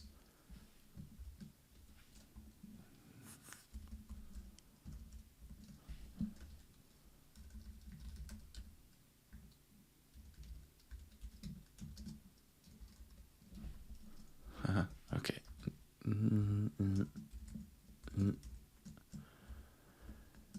There we go.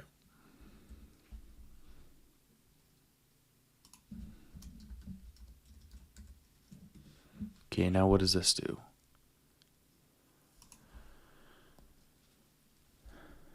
I will just take store out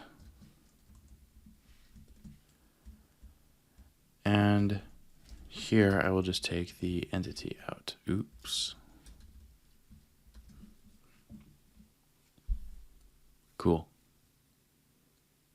So now it's just an entity. Oh, right. And this create entity for this store.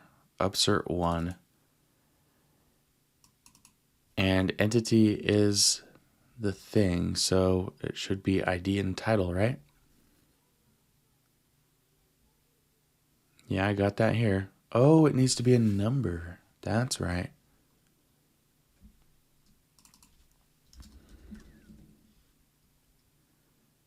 And there should be an error somewhere. Right here, I think. Oh no, that works. Okay. Okay, it's all good now. Okay, so when I push the value onto create entity, there's going to be store an entity and then valid. Okay. I think this pattern is going to be common for forms at least. I could have just done a tuple inside a tuple, but this is probably a little more standard. So I'll just do this. Okay, now we're going to have create entity.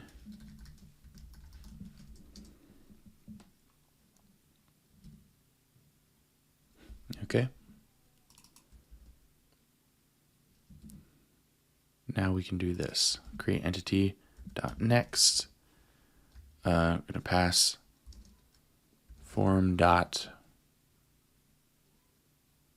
is valid a property.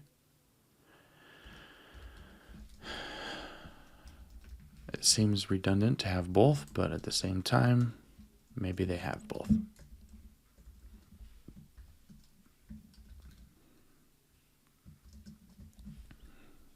And this was form dot value.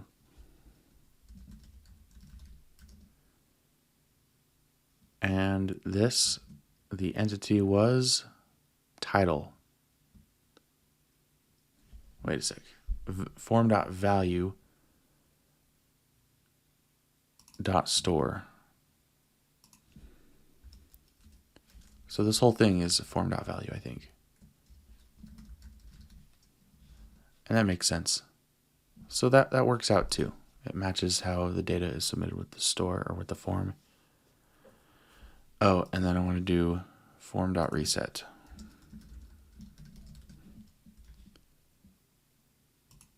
And that works apparently.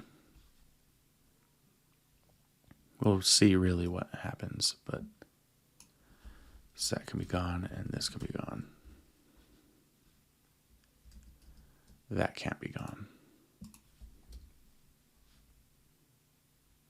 I do want to keep these separate. It's kind of ugly. Single lines, like stripes. But it's okay. Okay, now I'm going to do something similar for this, but this one will be a little more straightforward. And we just need the title. So create store.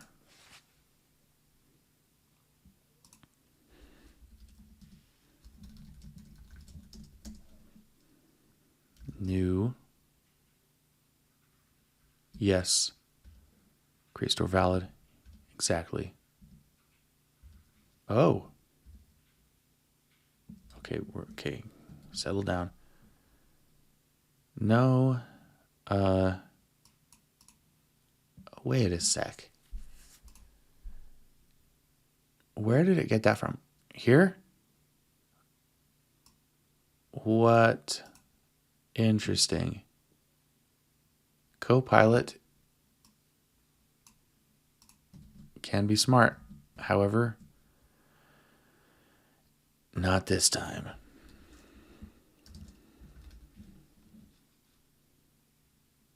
Oops, Boolean. So let's try this again. Yep. Come on. Do source. Well, I guess, yeah. Okay. Now, if this is valid, then we can make it create a store. And what was this called? This was, I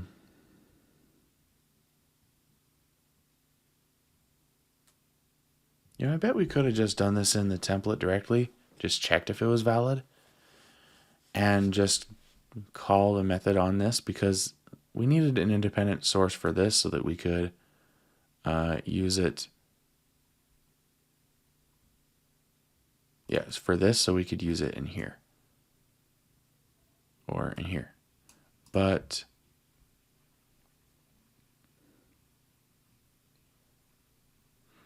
it's fine. It's fine.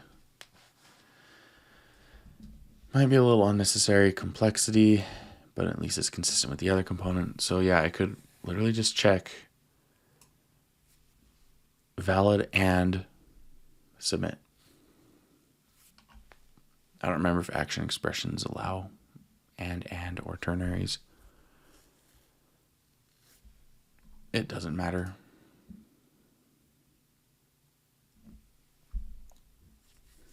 It's less code than the imperative way they were doing it. So I'm okay with this. But what was it doing? It's just add one, I think. I wish I had the autocomplete for this, but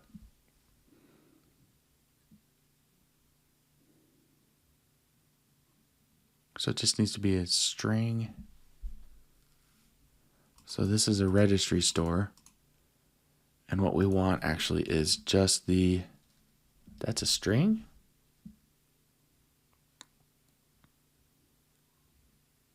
Oh, so we need to actually create the entity here, which will be there. So that was being done down here. Well, they had a different method that would wrap it in an entity. So form.value.title. Okay, actually this is a problem. No, I will just push this up. Yeah. So it is just a string. Okay. So now I can actually do that.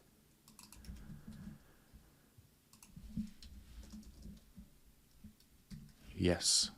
It is nice that it looks across files. And I'll go ahead and look into here. Next. Form.valid. Yeah, I'll try both. I'll just remember that I have that there.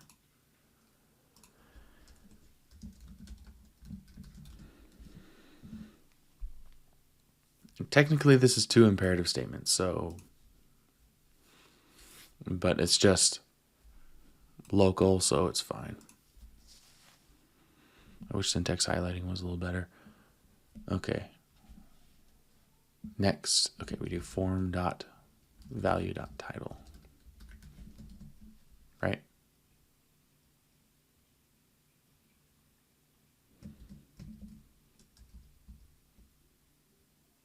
Yep. Okay, let's see if that works. I'm going to go ahead and save that. Everything is saved. Maybe it's building now, or maybe it can build at least.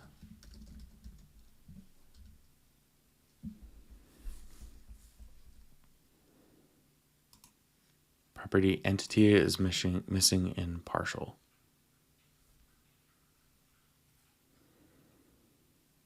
Oh.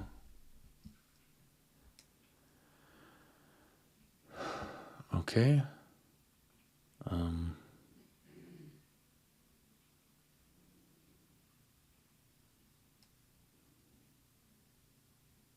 So that's what's in the form.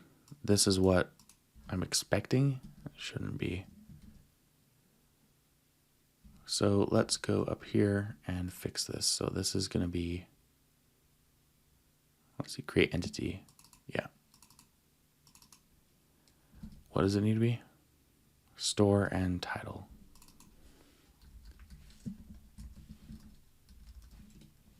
That's better.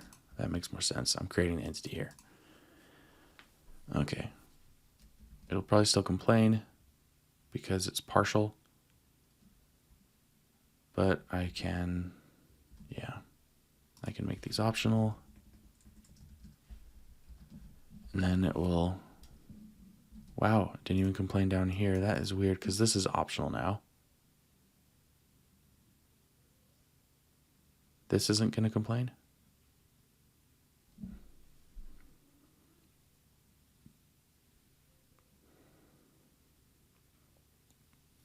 Wait, why are we upserting?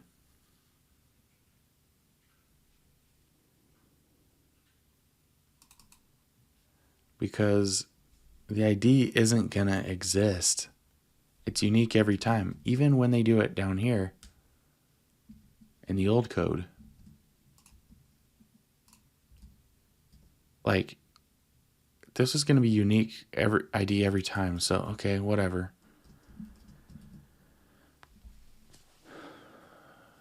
The entity is going to be unique.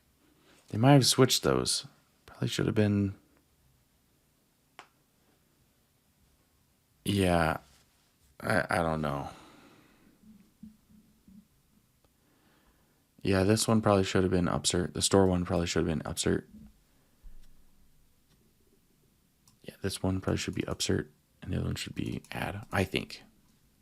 Anyway, let's test it now. Okay, refresh, and is it broken? I should be saving.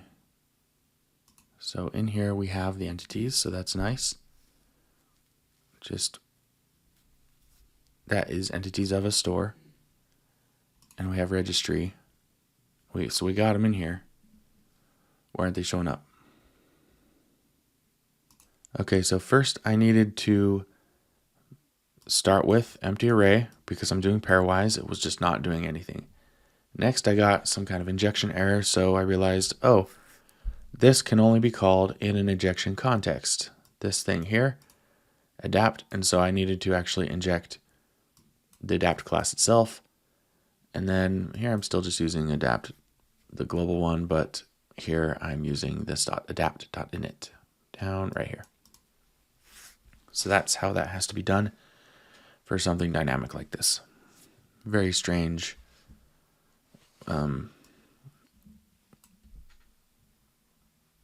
Workflow, I guess. It's kind of. Also, I realized I forgot to subscribe to global state and set local storage, so I changed that here. Other than that, I think now my problem is that, so two problems. One is it's not reading the title of the store, and the other is it's not,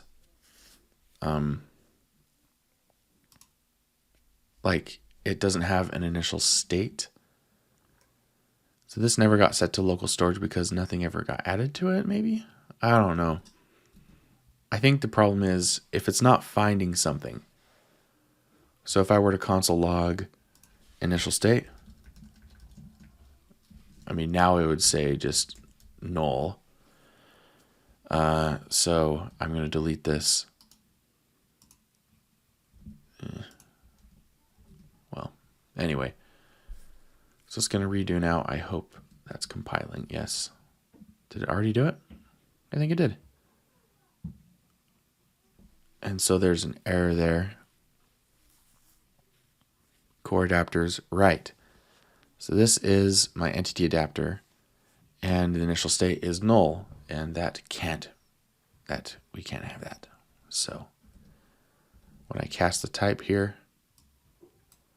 I should also provide a default initial state. So I'm going to do that now.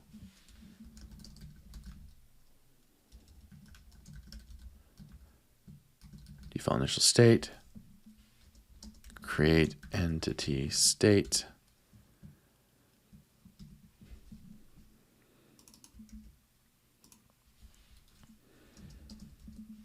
Let's try that. No, I want the whole thing.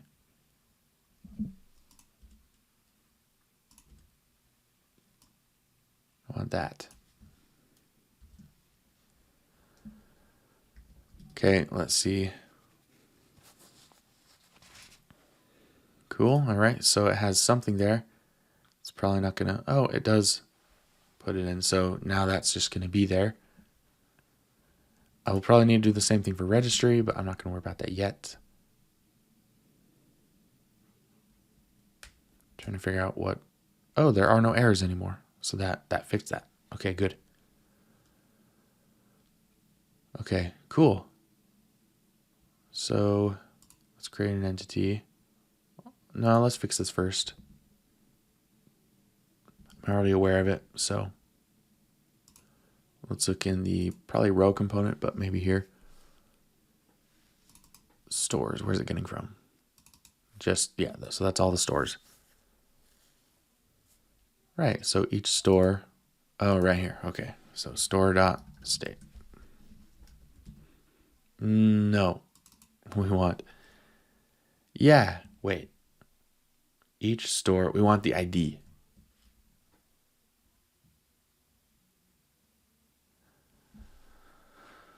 Oh, these aren't the, so this is a StateAdapt store. This isn't what I want.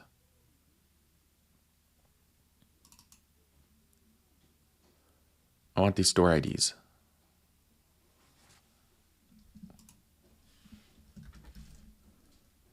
Right? Yes. Yep.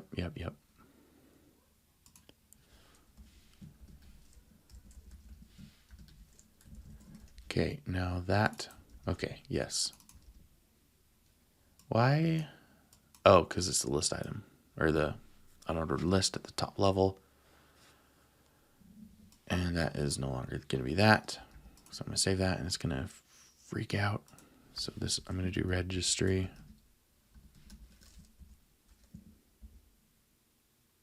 What? Oh, IDs. This will do it.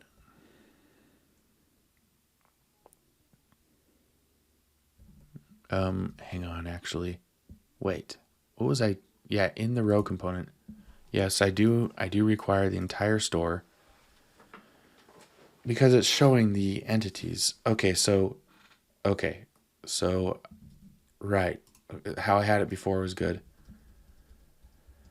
I'm going to put the entire store in.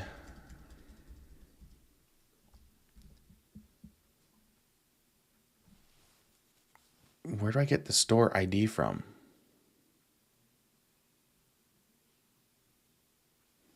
That's the problem. Okay, I fixed it. Here's what was happening. So I needed to get the store ID from the actual created store itself, and I could have accessed the private object of it. So like, here's an example: the registry. Oops. Registry. Okay. And then it's got underscore. That has, oh, it doesn't have the path property on it. I probably should have it on. Huh. I guess I ended up not needing it ever. That's interesting. Well, anyway. So, yeah, I probably should do that. Put the path on there. Just, nobody's supposed to access that. Access at your own peril. That's kind of what that should be, because I might change it. I doubt I'll change it ever. I might add stuff to it, but it doesn't seem necessary to change. Anyway, so what I did instead is I returned inside this here. I just returned a pairing of the store and the ID. So now this is a store of stores. I don't care about the naming. What am I going to call this? Store container? I don't care. I'm just going to do store.store. It's ridiculous, but this is a low effort type of project. So, but I'm passing that whole object down here. And so here I'm displaying the store.id. That is what is going here. And down here, I now have to access the store property here and here. And here. And that's it. That's it. So that is it. It's working now. I think it's completely working. So I can't delete that? Why not? It has no entities, so I can only delete entities. So I'm going to delete that entity. And let's look at this. They both are empty. Look at that. Now let's go create an entity. That's pretty cool. It's kind of weird. It didn't really clear it, but whatever. And now we'll create a thing. And now we've got two entities. Yep, two entities. And the cool thing is we also have all this in Redux DevTools. So something has summon thing. How cool is that? Okay, let's create another store. Let's call it the Hey store. That should have created. Yeah, it did. It did. But it wasn't initialized until here? Oh, wait, no. That doesn't make sense, because I think that's how their thing worked anyway, but I mean, as soon as you subscribe, I don't subscribe to stores anywhere, so I can go ahead and do that. So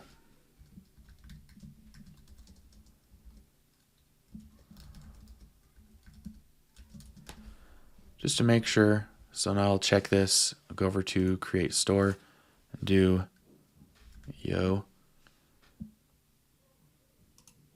What? How come it didn't do it? What changed? It's like nothing happened. Okay, actually, this form validation sucks. I need to do 3 letters. There we go. It created it. And there it is. Let's try it again. Good. We got all those, and they're all showing up. I even forgot what I was testing exactly, but oh, I don't know. It's all working. Let me make sure It's all good in state. So we've got, hey, where's you? Oh, it was stuck back on one I was selecting. So we've got ASDF. Entities are all in there. You, empty, hey, empty, another one empty, something has one thing in it. And then let's look at application. Looks accurate. I refresh the page. It's good. Okay, so that worked, and I should do some cleanup now. And let's see. Let's see what I should do. I was going to delete everything in here. So delete that, delete that, delete that, and even that. SDF as well, hey as well. All these other things from local storage, I don't need to really care about that. That's it. Now I refresh and there will be an error, I think. Yes. Same thing as before because I need to do default state for this as well. So just like I did this. So let's create some initial state.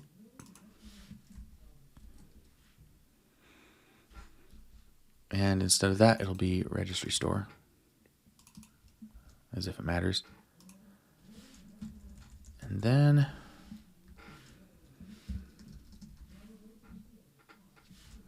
this should wrap to a new line. Yep. Okay, so I wouldn't be surprised if there was a little bit of extra code in my implementation, but that's okay. I don't have as smooth a way of doing local storage as Elf does, but that's all right. Okay, so refresh and there's no error, so that's good. Let's create a store. We're good. Okay, everything works now. So now I'm going to clean up and then we can do some comparisons. All right, I committed changes. Now I'm going to do diff between when I added the utility function to converting to StateAdapt. I'm going to do stat. And 79 insertions, 116 deletions. That's actually a lot. I didn't expect that. Let's see. Right here. So, create a component, so simple. Okay, so making it reactive. I still have this logic, it's just up in a stream instead of here. I didn't expect this. This is pretty reasonable stuff. This isn't that much work. I mean, I got rid of 2 lines of code by putting this inline in the template, probably, but it didn't have to be that way. It's only 2 lines of code out of the, how many was that? That's like 37 difference. So yeah, nothing big there. Component change here. Same stuff. I take care of that above. Just simple cosmetic stuff. Got rid of this ng on init and just made it direct assignment. Did I need to do that? It gets rid of an imperative statement, so I like doing that. But, you know, so far we're at 6 lines of code that maybe you could argue were questionable. Okay, I'm looking at a big diff here, so let me figure out how to toggle this wrap setting. Yeah, I still don't think this is very good. Option Z on Mac This is hard to read. Yeah, I prefer prettier of 100 width. Where are we at here?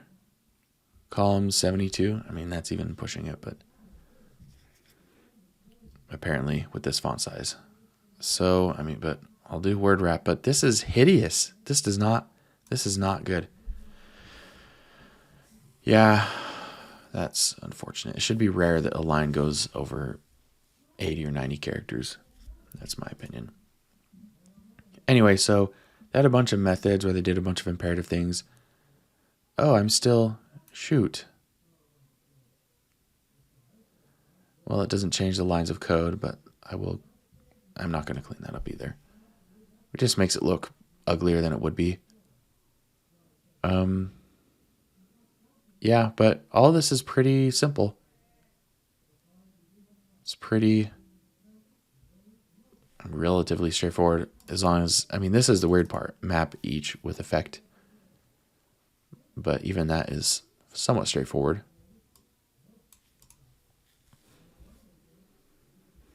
Okay.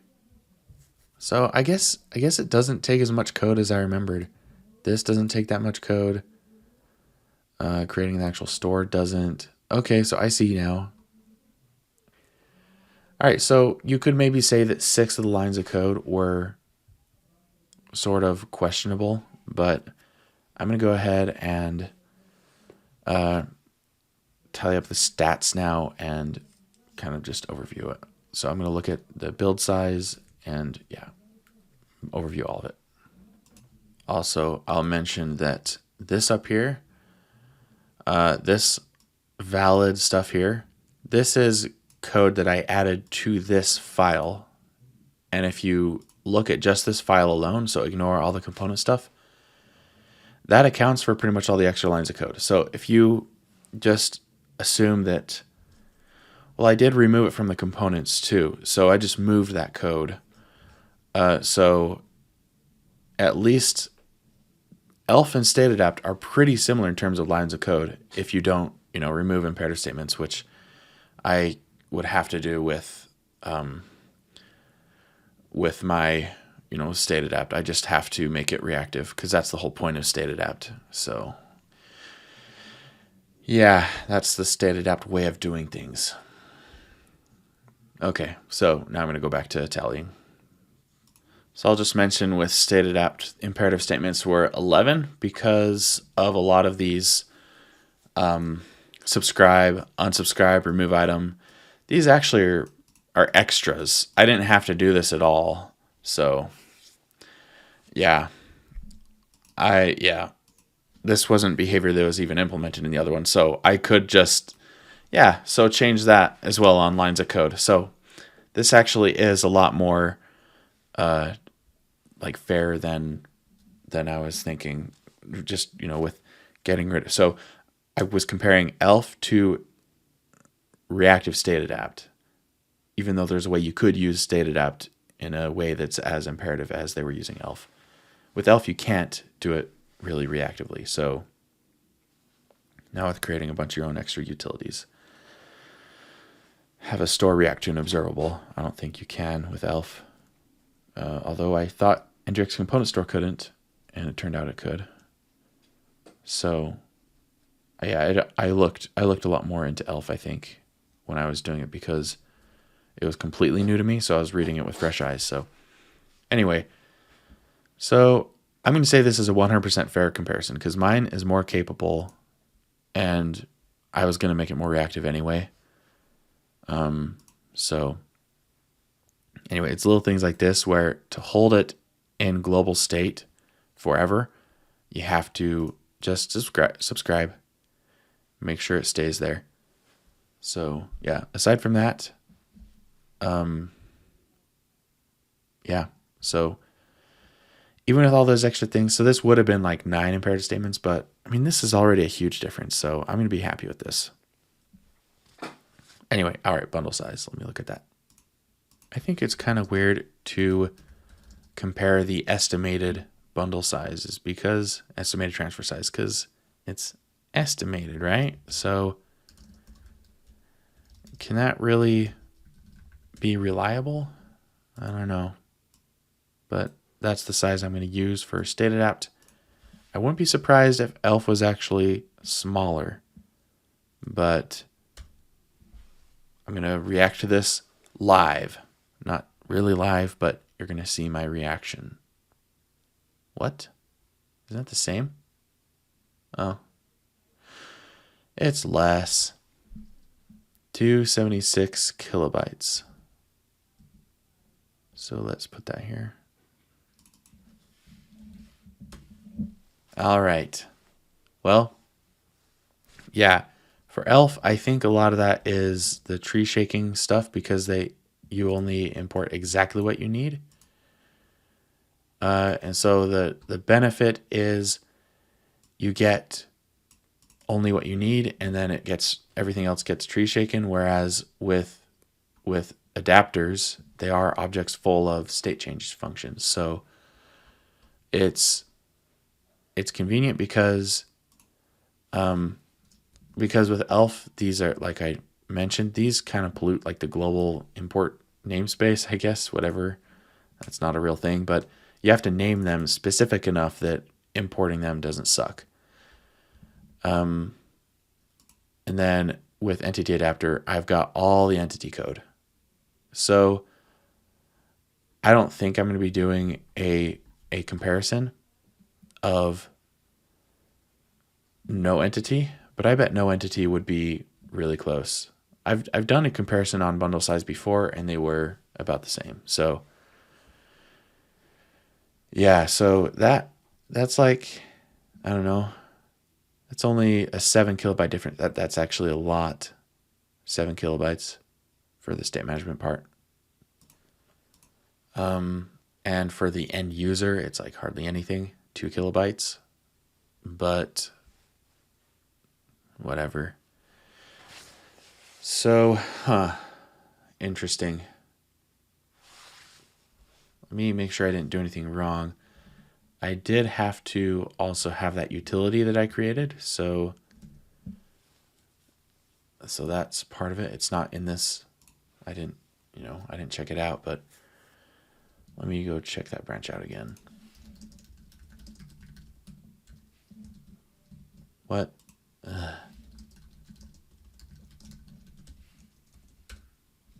Okay. And npm install. This is probably super interesting. So anyway, this utility thing that I made here, this isn't going to add 7 kilobytes. So yeah, well, maybe. Pairwise, start with, I don't know. And I actually could change some things with StateAdapt to make it slimmer, because over here in the main file, I've got a bunch of functions here. Like we didn't use watch, but that gets bundled. And there might be a couple of other things. I'm using most of these, but yeah, pretty much that could be its own thing. So yeah, it's adapters including all the state change logic for all the state change functions, and also this here. I know these are at least 2 little things I could do, or one thing I could do. I'm not gonna do the other thing, but yeah, there might be a way to do it though. I wonder if tree shaking, that would be really complicated to figure out. Okay, so this is the final number. It's 42% more reactive, less imperative, 32% less lines of code, and 7 kilobytes more. So that's unfortunate, but that is really close, actually. It's really close. All right, well, you can't win them. Like maybe I could eventually figure this out, but for now, I don't know. Well, that's it. That ended up being a lot more complicated than I anticipated because of that dynamic store creation stuff that was interesting. I thought that these projects were going to get progressively more complicated, but it kind of just started complicated. So this is a long video. But yeah, that was fun. And I learned a bit about StateAdapt. I created a utility. I should put that in the RxJS library, so it's available in case you need it. And yeah, that's it. So thanks for watching. And yeah, hopefully the next project is a lot simpler. I think it'll be simpler. So yeah. All right. See ya.